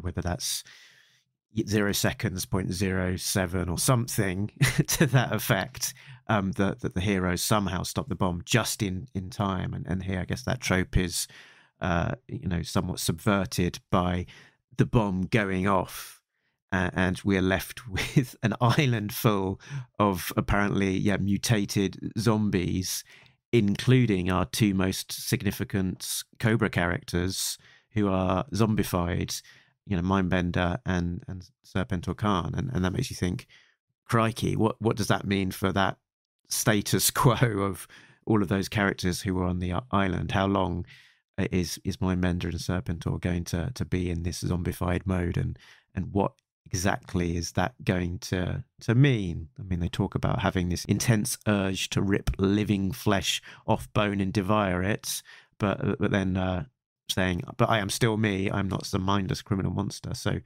it's left this sort of question still to be answered in terms of the zombification.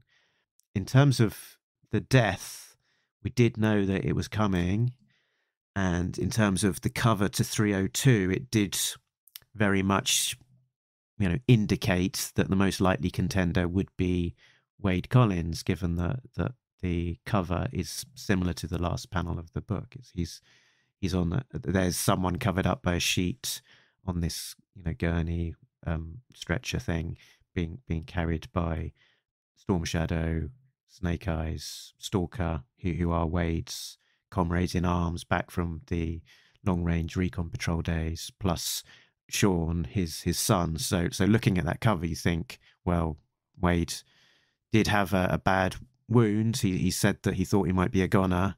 Is this him succumbing to his wound, or are our expectations going to be subverted, which is definitely something that Larry likes to do for us, and playing with the expectations of where the plot might go. So I was surprised to some extent that it was Wade in the end, because all of the signals were pointing that it would be him, and I thought that we might possibly be surprised.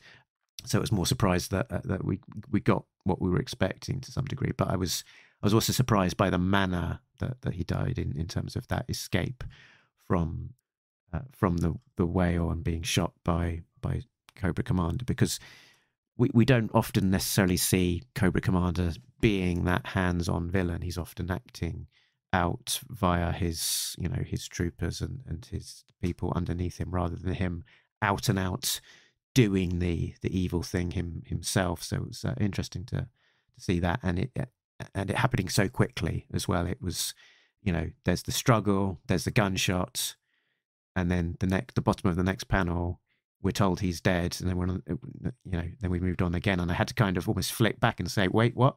Did I miss something? I need to slow down and reread this to see it. Well, I wonder. I said I was done talking about storytelling, and it might be called for in the plot. This might be Hama's choice, but Wade is lunging at Cobra Commander, and then under them is the giant sound effect blam. That is in effect its own panel. Yeah.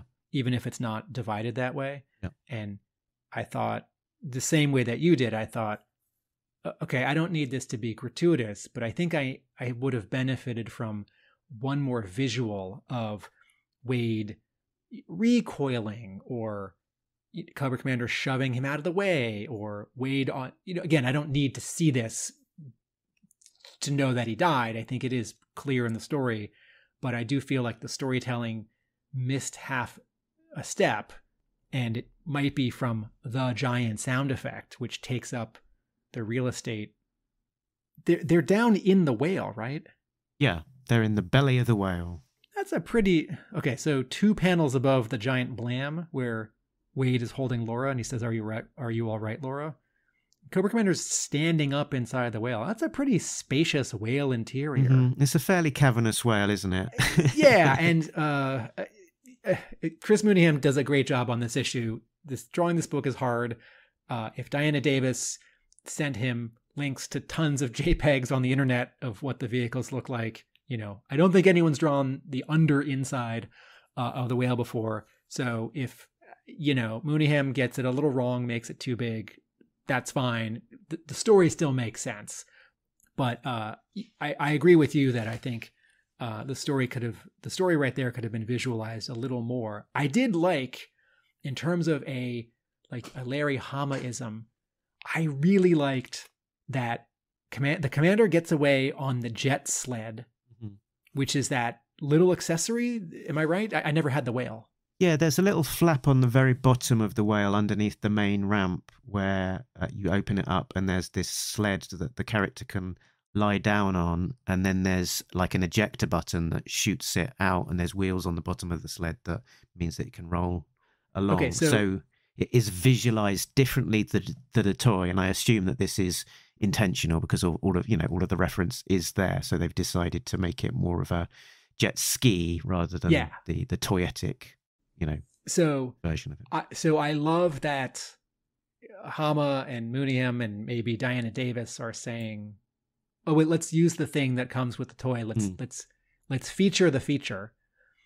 And then this is really the Hamaism. 1 page later, this panel where Snake Eyes and Sean and Stalker are working to close up the whale because all the water is going to come in and it's going to sink or slow down. And Stalker says, "I need your hand to manually crank the ramp back up and keep us from sinking." And listeners, if you're new to the show, I will sometimes marvel at Larry Hama's, I think, really thoughtful focus on the actual mechanics of how long it takes a person or a vehicle to get from point A to B, or how many bullets are in the chamber, or how many steps are on this ladder. If the choreography of an issue of G.I. Joe or a scene involve a certain amount of time, a certain amount of distance, a certain amount of volume of fuel. I think the most recent example was a couple issues ago at the end of the IDW run. You and I were talking about, Duke says something like, "We have to get the C-130 from the pit in Utah to Cobra Island." And how long will it take, or how much fuel? And you and I talked about it. And it seems like, based on sort of the time, 5 o'clock or 800 hours in the comic, that Hama had done some math and figured it out. And if you're a little kid reading this, you might not even notice that it's accurate. And if you're a grown-up reading this, you might not notice that it's accurate. But if you track this stuff, or if you're picking apart a comic book for 2 hours, you can sort of sidle up to it and think, he figured it out. And it's just that much more authentic. So this bit where the whale's taking on water. So Cobra Commander does 3 things that are terrible, which I love. One, I don't love that he killed a character, but in terms of a villain doing something villainous, I love that Cobra Commander does something villainous here. 2, he gets away. And man, this has happened a couple times in the G.I. Joe comic, and it is always amazing and frustrating, right? And 3, in getting away, it's not like he leaves a grenade, but he does a little damage. So they have to sort of stop for a moment. And then he does something that I think is really funny, and I appreciate Hama thinking to have Cobra Commander do it, which is, Cobra Commander says, "I have to get back to the casino." And then he sees something terrible happen. And he says, whatever that is, it is not good. And I need to be going away from it, right? Mm-hmm. And then Mooneyham draws Cobra Commander now having turned around with his face toward us and the explosion behind him. And then there's, on the next page, you see the C-130 in the air over the explosion. You see Cobra Commander looking back over his shoulder. You see the sort of Kirby crackle, the black circle dots of energy representing the furthest edge of this zombie explosion, right? And, like Cobra Commander says, I outran the blast. I am home free. And I don't know if that's Larry Hama writing in a little extra dialogue because he thought that Mooneyham didn't visualize it quite clearly enough and he needed to hit the hammer on the head, or if he was going to say that sort of no matter what. And I feel like if you have a dirty bomb, you can't quite see it to know if you've been irradiated. But this is a fantasy comic, and the visual here is that if you're not in the Kirby crackle, you're safe. Yep. And it's not like Cobra Commander is like 10% zombie. And then the Joes have to dump the 3 vehicles out of the C-130, which is, like the kid in me. It's like, oh no, I'm not going to get to see those vehicles. Like, do the mission. The C-130 was going to, land on the island, and the Joes were going to drive around in the 3 vehicles. And like, nope, got to dump them. They're gone. They're at the bottom of the Gulf of Mexico. But it moves the story along because the planes gotta go faster, right? Hama's looking at how much, fuel is left in the tank. And then, like you, I thought, wait, what does this mean for the story if Serpentor Khan and Dr. Mindbender are now zombies? Because this comic has never gone in that direction. Although, asterisk, I'll come back in a second. And B, what does it mean for Serpentor Khan and Dr. Mindbender if they now have this other priority that's not, G.I. Joe or taking over the world? And so I'll go back to that asterisk. If you're thinking, well, zombies are too much for G.I. Joe, you can't do that. Like Larry Hama, he went too far and he broke it. I would just want to remind you of the Toxo Zombie and the Toxo Viper 2 and the Toxo Viper. And the recently released classified Mole Rat is also a zombie. Who are zombies that are like, in underground looking for dark energon? Yeah, that's right, yeah.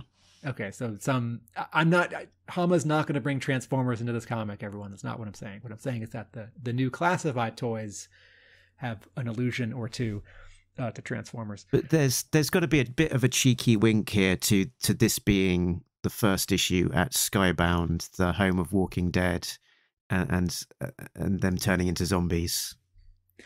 So I've thought about that, and Hama has not struck me as a writer who makes that kind of reference. I feel like his references are either a little bit in the past, to like music he's interested in, or philosophers or poets or authors he's interested in, or they're timeless. So I did think, I don't know if this is cheeky and Kirkman and Walking Dead and Skybound, or if this is, zombies a lot because of Walking Dead.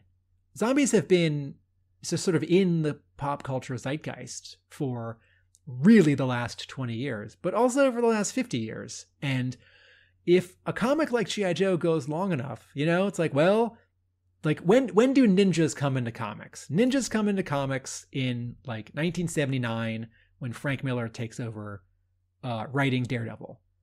And when are there more ninjas in comics? In the 80s with Ninja Turtles, and then as those Daredevil ninjas show up in other Marvel comics, right? And it's not too long before Batman's fighting ninjas, actually drawn by Andy Cubert. And, it's like, well, pirates, and robots. It's like, oh, well. I want to do a fact check first. Iron Fist, what was it? Marvel Premiere.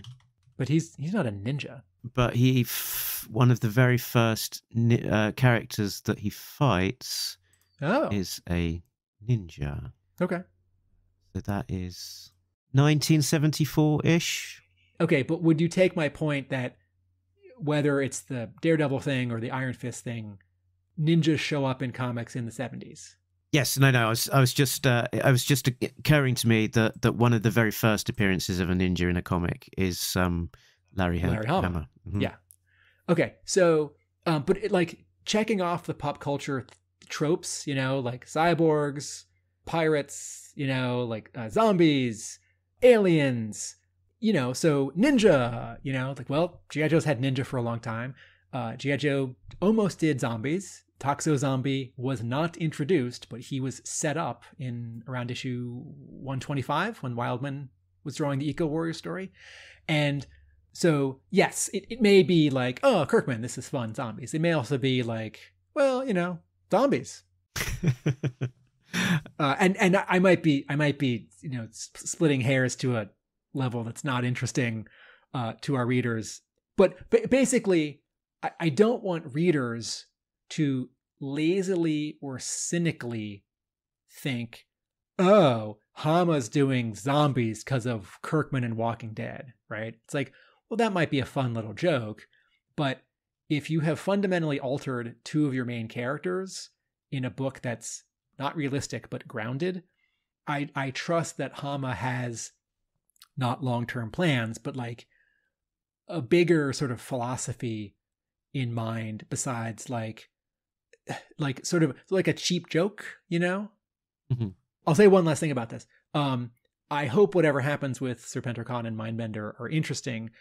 What I hope this does is open up space for Hama to bring back Destro and the Dreadnoks, because we've been focusing a lot on Cobra Commander and Mindbender and now Serpentor for the last 10 or 20 issues. And I'm glad Mindbender, I guess, was there to bring back Snake Eyes, because that's helpful for a new issue #1. But I'm bored of Dr. Mindbender.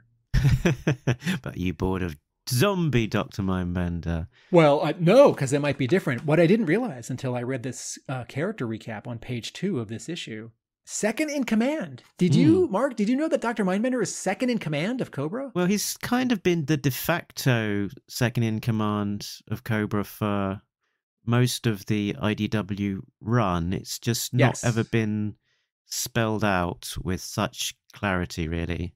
Yes, I found this helpful because for the last 150 issues, I've been thinking, Hama, what is Mindbender doing? He's not that important. And I missed a step where Hama thought, oh, I think Mindbender, because once Destro says, I'm angry at you, I'm leaving. And once, I think at the moment in the comics, Zartan doesn't have anything to do because there's no revenge to take. And no one has hired him. Destro's not mad at the Joes. So if Destro was to come into the story, he might be somehow adversarial with Cobra. So I think what the zombie stuff does is it creates, in the way that the Iron Grenadiers created a new faction and a different way to slice the pie. It's like, well, what are the bad guys going to do about this zombie problem? What are the good guys going to do about this zombie problem? Yeah, and in the, interestingly, in the back of the book, it does give you a bit of a context of where the baddies are. The 2 pages of headshots? Exactly, yeah. And I found out from Diana that this was, the wording of this was pulled together by her as a sort of nutshell summary. That, Baroness has got divided loyalty between Cobra and Destro. Destro doesn't talk about his loyalties here, but we know that he's sort of, last time we saw him, he had sort of fallen out with Cobra and Zartan, shifting alignment with multiple factions. Again, last time we saw him, he was on the outs with Cobra. So, as you say, the key adversaries, being Destro and Zartan, historically, not currently part of that core Cobra command structure. Also in this page was interesting, Snake Eyes and Sean Collins, seemingly the same picture, but with a headband, a red headband on Sean Collins, sort of following up what was happening in the story beforehand. That for the last few issues, Wade Collins has been wearing this red headband, and as he dies, Sean picks it up and wraps it around his arm initially, and then puts it around his head. So it, given the similarity between the clone Snake Eyes and the throwdown Snake Eyes, having that red headband is useful, at least in the short term, to be able to tell them apart. But as somebody said on a message board, I sure hope that Sean doesn't just stay as Snake Eyes, but with a headband for too very long. But yes, I imagine it won't take long before we see a redesign that gives Sean a distinct look that is separate to Snake Eyes now that he has returned. I also think it would be reasonable for Hama to write Sean out, at least for 10 or 20 or 30 issues, because... And that would be fair given the trauma of this storyline. Yeah, but you have this redundancy where they look alike, they have the same code name, no one's calling Sean Throwdown. That's technically his code name. They're calling him Snake Eyes because they don't want Cobra to know that the real Snake Eyes died, but now the real Snake Eyes is back. And even though this is a top secret team, everyone just calls him Sean. But you and me too. And I guess it makes more sense that they call him Sean now, knowing what happened in issue 300, that it's, reiterating. This isn't actually Snake Eyes. This is another guy. So that makes the actual Snake Eyes returning, I guess, more of a thing and less confusing. Yeah. Since Sean's place in the book, I haven't asked Larry Hama about this, and I haven't read about it in an interview, but based on everything that happened from 213 until about 295 or 290, it seemed like Sean Throwdown was a way of having Snake Eyes without having Snake Eyes. No, he really did die, but we also have this other character who's related to him and can fulfill that role. Yeah. And now that the real Snake Eyes is back, asterisk, it's not that Sean has nothing to do in the book, but at minimum he needs a redesign. But since he also is scarred and doesn't speak, and I can't remember, did he get Snake Eyes' memories too, or was that just Dawn? Just Dawn. Okay. He got Arashikage training, so his sort of power set is almost on a par with Snake Eyes. Okay, but I make this comparison sometimes. There's Peter Parker and Miles Morales, and there's also Ben Reilly, and you have a bunch of Spider-Men, you have a bunch of Batmen, you have a bunch of Robins, and it's, as a blanket statement, I don't want to say like all of this stuff always waters it down when you've got a bunch of versions of a character running around, because there are lots of differences, and it can be interesting when Wolverine and his son and his clone daughter like team up. That becomes a different kind of story. But things did feel really different in the 70s and 80s and 90s when Wolverine was it. And there wasn't 5 other characters with like healing factors who'd gone through Weapon X and had sharp things. And so, we've already got several best fighters ever ninja on this team. And the team is crowded, It's like, if, remember that issue in the IDW run when it was every Arctic guy on a mission, on a snow mission? Yep. And there was an issue or two where like a bunch of the Navy aquatic guys were on the Whale, that can be fun if you have all like G.I. Joe characters with swords go on a mission. But there's this panel in here, a couple pages in, when Scarlet, the plane's crashing, and Scarlet says, "Why doesn't Wild Bill pull up?"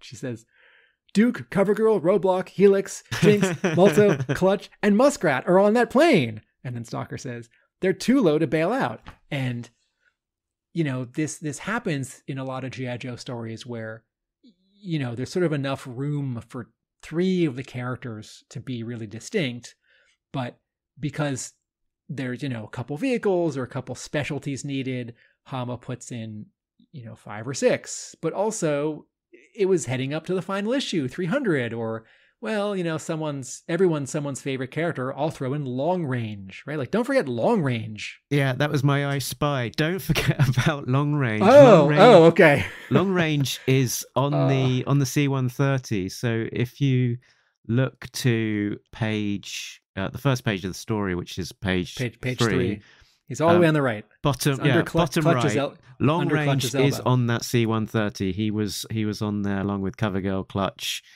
Jinx, Stalker was there originally, Multo, Muskrat. So there's a lot of people on that C-130, and they didn't all necessarily have a huge amount to do in the mission. But as Larry makes it up as he goes along, having these different characters and different specialities gives him things that he can do with them, gives him options, but you can't use an infinite amount of options. And sometimes you'll have a character like Long Range who is mostly used as a sniper here, and you don't end up needing a sniper back on the plane in the background. It's definitely a long time since Long Range got a cover to himself with his vehicle. And, I think Hama might sort of have forgotten about that vehicle, or sort of it's like, what do I do with that? I don't need anyone to shoot artillery that far. But, Throwdown is very similar to a couple other characters, and it's a crowded book anyway. And Hama always likes to throw in, one or two guys from 1982, and then sometimes like Muskrat or Long Range, someone from later, and then also the 5 or 10 core favorites. And even then some of them don't get to do a lot, which why I want the book to be like published every week. But I was surprised that the Blue Ninja subplot continued as much as it did. Mm-hmm. I thought, I mean, number of panels and pages, it's not a lot of this issue. But you and I had sort of wondered when we were talking about 298, 299, 300. Could it have been none pages of this issue? Yeah, was Hama going to choose, or was an editor going to nudge him? It's like, can you just simplify, or can you just drop this, or, can you like wrap this up really fast? So I'm curious as to, how much, these headshots, the 2 pages of headshots at the end of the book, how much that is just sort of another version of the 2 pages of character introductions at the beginning for lapsed readers, just to remind them of who's here, and sort of like backwards looking, like, oh, that weird robot in those inset panels and he didn't know where it was. Mm-hmm. This is who this is. And how much of this is a little bit of a hint at what might come next, because, we haven't seen Zorana in a while, but she's on this 2 pages of headshots. And Zorana has been sort of like almost like the Cobra, maybe number 3, or quite a senior Cobra, and quite important bit before, and hasn't been playing that role for so much in recent experience. Part of it might be a degree of fan service, that there's a super fan of the Zorana and Xandar, and by having Zorana featured here and noting that she's a twin of Xandar, making that particular fan very happy that's she's being included, and that familial link is being acknowledged. And we talk a bit about that, me and Diana, in the separate episode. I also think there's notably, for every 4 Joes or Cobras on these last 2 pages, there is one character who is female. And what other Cobra would you plug into this final spot if it weren't Zorana? Well, it's not going to be Road Pig, it's not going to be Scrap Iron. They haven't been used much. But and Laura the CG is now on the Joe's side, apparently. And I meant to mention, whose bright idea was it to put her in charge of the prisoner? Because she doesn't have a great track record. If you think back to Snake Hunt, Snake Eyes escaped from her on the Aspid transport plane, and then escaped from her again when he was locked up securely in a jail with some finger knots, and then right. I think she was involved. Well, the Joes escaped a couple of times during High Stakes where she was involved, although she did ultimately help get get them captured, only to help them escape again. So escaping and Laura sort of aren't good bedfellows. I'm gonna chalk this up to is it Stalker? Who sends them down there? Who says? Who says send them down there? Who says Wade and Laura? You take Cobra Commander down there. Maybe this is Hama foreshadowing for readers that Cobra Commander is definitely going to get away. Yeah, it was Cutter told them to get down there, but it was an odd choice because Wade isn't a Joe and is fairly badly injured, and Laura is a Cobra who's only just recently joined them. So I don't think she's been properly vetted. So yes, yeah, should maybe have had someone else down there with keeping an eye on Cobra Commander. I do think it's possible that Hama did not pick the right Joe to have the right other character escort the high valuable prisoner below deck, but maybe chalk it up to there's a plane about to crash on them and a zombie bomb about to go off, and Cutter's in charge of the whale, and decisions got to get made. I mean, certainly Wade should go below decks because he's injured, so it half makes sense. I think my sort of final point for the issue, and you were talking about this scene already, is that the final 2 pages put me in mind of is it 214? Is that the issue? It's a wordless issue where they just acknowledge that Snake Eyes has died. Yeah. And then there was that issue. Oh, help me out! It was like 260 something or 270 something. The issue that Hama did at IDW, which checked in with all the characters who had died, sort of the Memorial Day issue. Yeah. Shannon Gallant came back. The cover has a bunch of Joes and Quick Kick. Yes, it was the Memorial Day issue 263. Some gave all. So Hama, takes seriously writing this book, that characters take note of a character's passing, even if we don't see them dwell on it sort of after the fact. But I found this final page affecting because the final scene and the final page, because don't worry, Cutter, CoverGirl said they were going to wait for us. If you've ever had any experience with someone dying, you sort of have to get there, or people have to show up. And I appreciate this nod here to sort of honor and respect, so that all of the people on the mission are there to greet Wade, who's a long-term recurring supporting character in this book. And then in this final panel, which is, I guess you technically call a 3/4 page splash, Sean is a pallbearer for his father. And I have been a pallbearer at 1 or 2 funerals, and it is a particular feeling. Indeed. I didn't really have any I Spies that we've not touched on, or errors, or even a line of dialogue. There's, in terms of colloquialisms, there are, there's lots of that sort of lovely technical jargon that Larry has dropped in, like bounding Overwatch, and what else? Angels 5. Angels 5. There's pretty much something on every other page, to be honest. So there is lots of like nice sort of meaty, technical, Larry Hama type jargon. In terms of I Spy, there's an I Spy of something I didn't spot, and that's Jeffrey the Techno Viper is sadly absent. Don't know what. I think he's definitely a zombie. I think he's a zombie.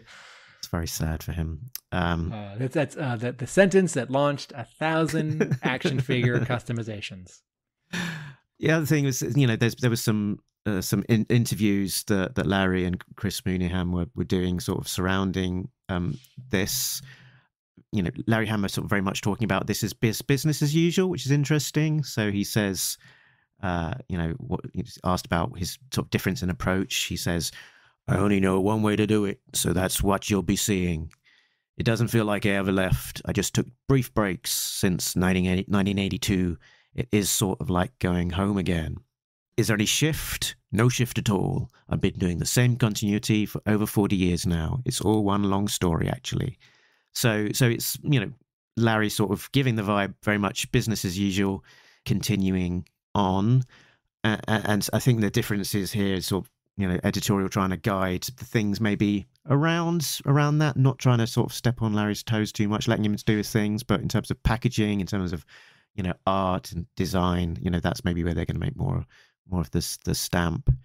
So Chris Mooneyham said that one of his aims was to give the book a look and a feel that it's either never had or hasn't seen in a long time, and to try and make it pop on the shelves. He also talked about drawing to 1980s action movie soundtracks. He talked about James Horner's Commando, Alan Silvestri's Predator, setting the mood.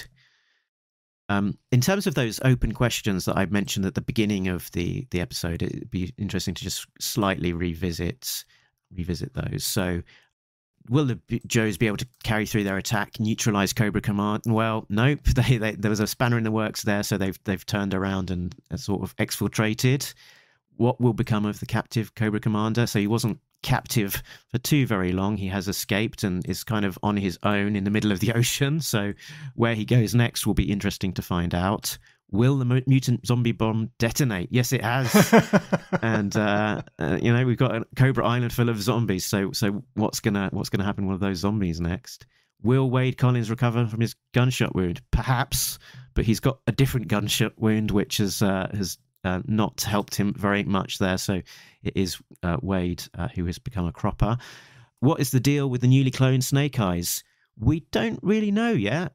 There's not been too much given away about what this newly cloned Snake Eyes is, what he represents, how that's all going to be dealt with. From some of Larry Hama's statements, it almost feels like it's going to be treated a bit like Snake Eyes is back, and we don't have to go too deep into it. He's talked about it being this homunculus Snake Eyes with his memories, and he'll just see himself as being Snake Eyes, and if he thinks he's Snake Eyes, then he pretty much is Snake Eyes.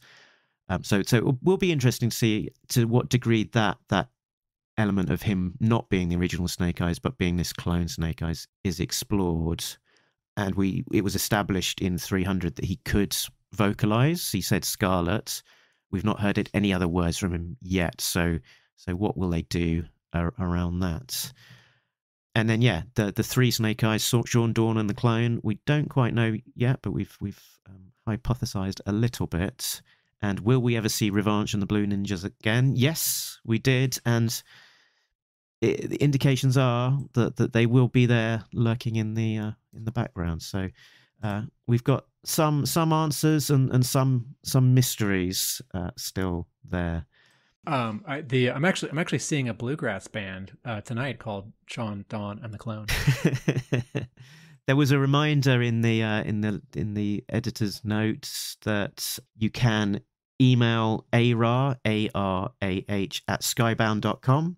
Mark OK to print. That means, just at the top of the letter or whatever, write OK to print and send in your letter. And I'm sure they'll appreciate the feedback. And you may even see your name in print in a future issue. So, I'm sure they'll be delighted to get thoughts, feedback, all the rest of it. I have a quick error detected question mark. Okay. On page 7, that's the one where the countdown is at 1 minute and 17 seconds. In the third panel, Cover Girl is on the radio, and is she saying this? He triggered the mutant virus bomb, or is she hearing it? And right. She's hearing it. Yeah. Then who's saying it? I sort of lost track. This may not be an error detected. If it's an error detected, then the word balloon should have a pointer to her mouth, but she's hearing it. It is vague, isn't it? He triggered the mutant virus bomb. If you can make it to the water, bug out now. I think I originally thought that was CoverGirl talking to everyone, shipwreck. Talking to everyone, and particularly the people on the whale who are still on Cobra Island, and directing them to escape the island. That dash at the beginning of this word balloon makes it sound like Wild Bill is continuing. Or it could be that this is the Cobra comms net that they're overhearing, and they're overhearing people on Cobra Island saying that they've triggered the mutant virus bomb bug out. That kind of makes more sense. So this is them. This is maybe them intercepting that message, and the next speech bomb. And the next speech bubble might be CoverGirl conveying that on to... Or or just more of, oh, yeah. Okay. Onto Shipwreck. This would be more of a jarring visual and break in style. But if this is the Cobra Comms net, here's an awkward and easy fix. If this word balloon where she's hearing it is blue and the letters are like white or yellow, it's like, oh, that's what the Cobra comms voice announcement is. Okay. So I wasn't sure about the word balloon. And then here's a tiny one on page 11 where the countdown is at 59 seconds and the C-130 is coming down at us. These two little wrist rockets that launched from the cocktail waitress robots. The trail of smoke from the C-130 is to show that in a spiral, it avoided these two rockets and they went past it. And I can see where one of them is, but the other one is slightly covered up by the actual word balloon, the actual like wrist rocket that's sort of off in the distance. Yep. And I feel like that word balloon, I mean, if you move it over, it's going to block the green vertical line. Just a little bit of a tangent, isn't it? Right. And I thought, no, that's like a rocket. I understand what's happening in the panel, although this is a complex panel. Considering it has no background, this is a complex panel. But just in terms of sort of graphics and visuals, I really want to be able to see that rocket. Because if I can't see it, I might not think about it. And then it's like, wait, what's Wild Bill doing? What are these two different kinds of sort of air or smoke coming out of these various combustion engines? And I'm done. And okay. I really need to get the kids to bed, so I'm going to wrap up. Yo, Joage, 7. Yo, Joage, 8. Could be higher, but I'm trying to wind myself back a bit just from the pure excitement of this issue being back. In which case, I would have given it a 10. But let's wind back to sort of try and adjust and calibrate for the excitement factor. Give us more room. Give us room for a higher score later on. 8. Yes, my 7 is because as much as I like the first 2 pages, I would prefer those to be story pages. Some of the storytelling, and then emotionally, this is like a 12. It's like it's back, it's so pretty. But I'm going to give it a 7. Okay, so we do have you can leave us voicemails for us to include in the show, and we did get one from Shane. So let's hear what a friend of the show, Shane, had to say about this particular issue. Hey everyone, this is Shane from Canton, Ohio. I just read G.I. Joe issue 301 and loved it. It was more than everything I wanted. I thought Larry really stepped things up. He really went to bat on this one. He gave us 110%.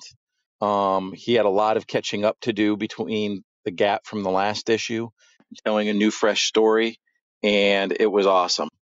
I loved the little preview at the beginning explaining G.I. Joe and Cobra. That was just perfect for any fan. Chris Mooneyham's artwork went perfectly with it. I love the grittiness of Chris's art style, but it's not overly gritty. It's still easy to recognize everyone and see what's going on. The story itself was really good. It moved forward. It was not too slow. The roll call at the end was a really good time. That was a nice kind of fun fan moment. Felt a little old school. And the letters in the back from Larry and Chris, honestly, that just really brought it all home. That made it all worthwhile and really helped me to connect with both creators. Can't wait for more. Thank you, Shane. Like Shane, you can leave us a voicemail. Head on over to talkingjoe.co.uk, which is our website. Scroll down to the bottom of the page. There is a voicemail button. You can leave us a message for a future show. And also doing just that and leaving us a message is returning message leaver Rusty, who leaves us a message responding to the Baroness jingle that featured in the last episode of our Devil's Due Disavowed podcast series. Hey, Mark. This is Rusty from San Francisco. I had to stop the podcast to let you know that I went from being amused at your silly little songs to thinking they're the best things I've ever heard in my life. And so funny that I snorted milk out my nose. I appreciate the work you put into this show. I hope you had a great trip to the U.S., and I can't wait till the next episode. Thanks so much. While we talk about 301, I caught up with Diana Davis to talk to her about this issue. So watch out for that as an audio-only podcast, or head on over to our YouTube page to see that. And Chief and Ben, the Talking Joe founders, have got their own podcast, which comes out sporadically, let's say. And they have just released an episode where they catch up on various things, sweets, retro gaming, and all of that good stuff, but also particularly talking about some comics. And their featured comic this week was issue 301. So if you want to hear Chief and Ben's take on their reaction to 301, do check that out. Outer Timers, that's outer being OUTTA, Timers, in all of the normal places you can find podcasts. Next time on Talking Joe, in a month's time, we'll be covering the latest issue when it comes out. ARAH 302, Funeral for a Joe, will be out December 20th, 2023. And we will also be keeping an eye out for the Skybound Energon Universe comics as well, Duke being out in December also. And as well as all of that, we'll be continuing to cover our look back at the Devil's Due era of G.I. Joe. So, Tim, where can people find you when you are not talking to me about G.I. Joe comics? Video essays from my creative partners and I at our YouTube channel, Atomic Abe Productions. My brick and mortar comic book store in Somerville, Massachusetts is Hub Comics. And I write about G.I. Joe at arealamericanbook.com. Excellent stuff. You can find more about Talking Joe at the usual places. TalkingJoe.co.uk is the website that has links to all of those places. You can find us on Facebook, on Twitter, on Instagram. We're also on Patreon at patreon.com/TalkingJoe. So a big thanks to all of our backers: Richard, Sam, Jay, Bill, Christopher, Justin, Rob, Brian, and Shane, who are all getting early access to episodes as well as some exclusive content. And that is us done for now. But remember that Nobody Beats Talking Joe, an international podcast. Laters.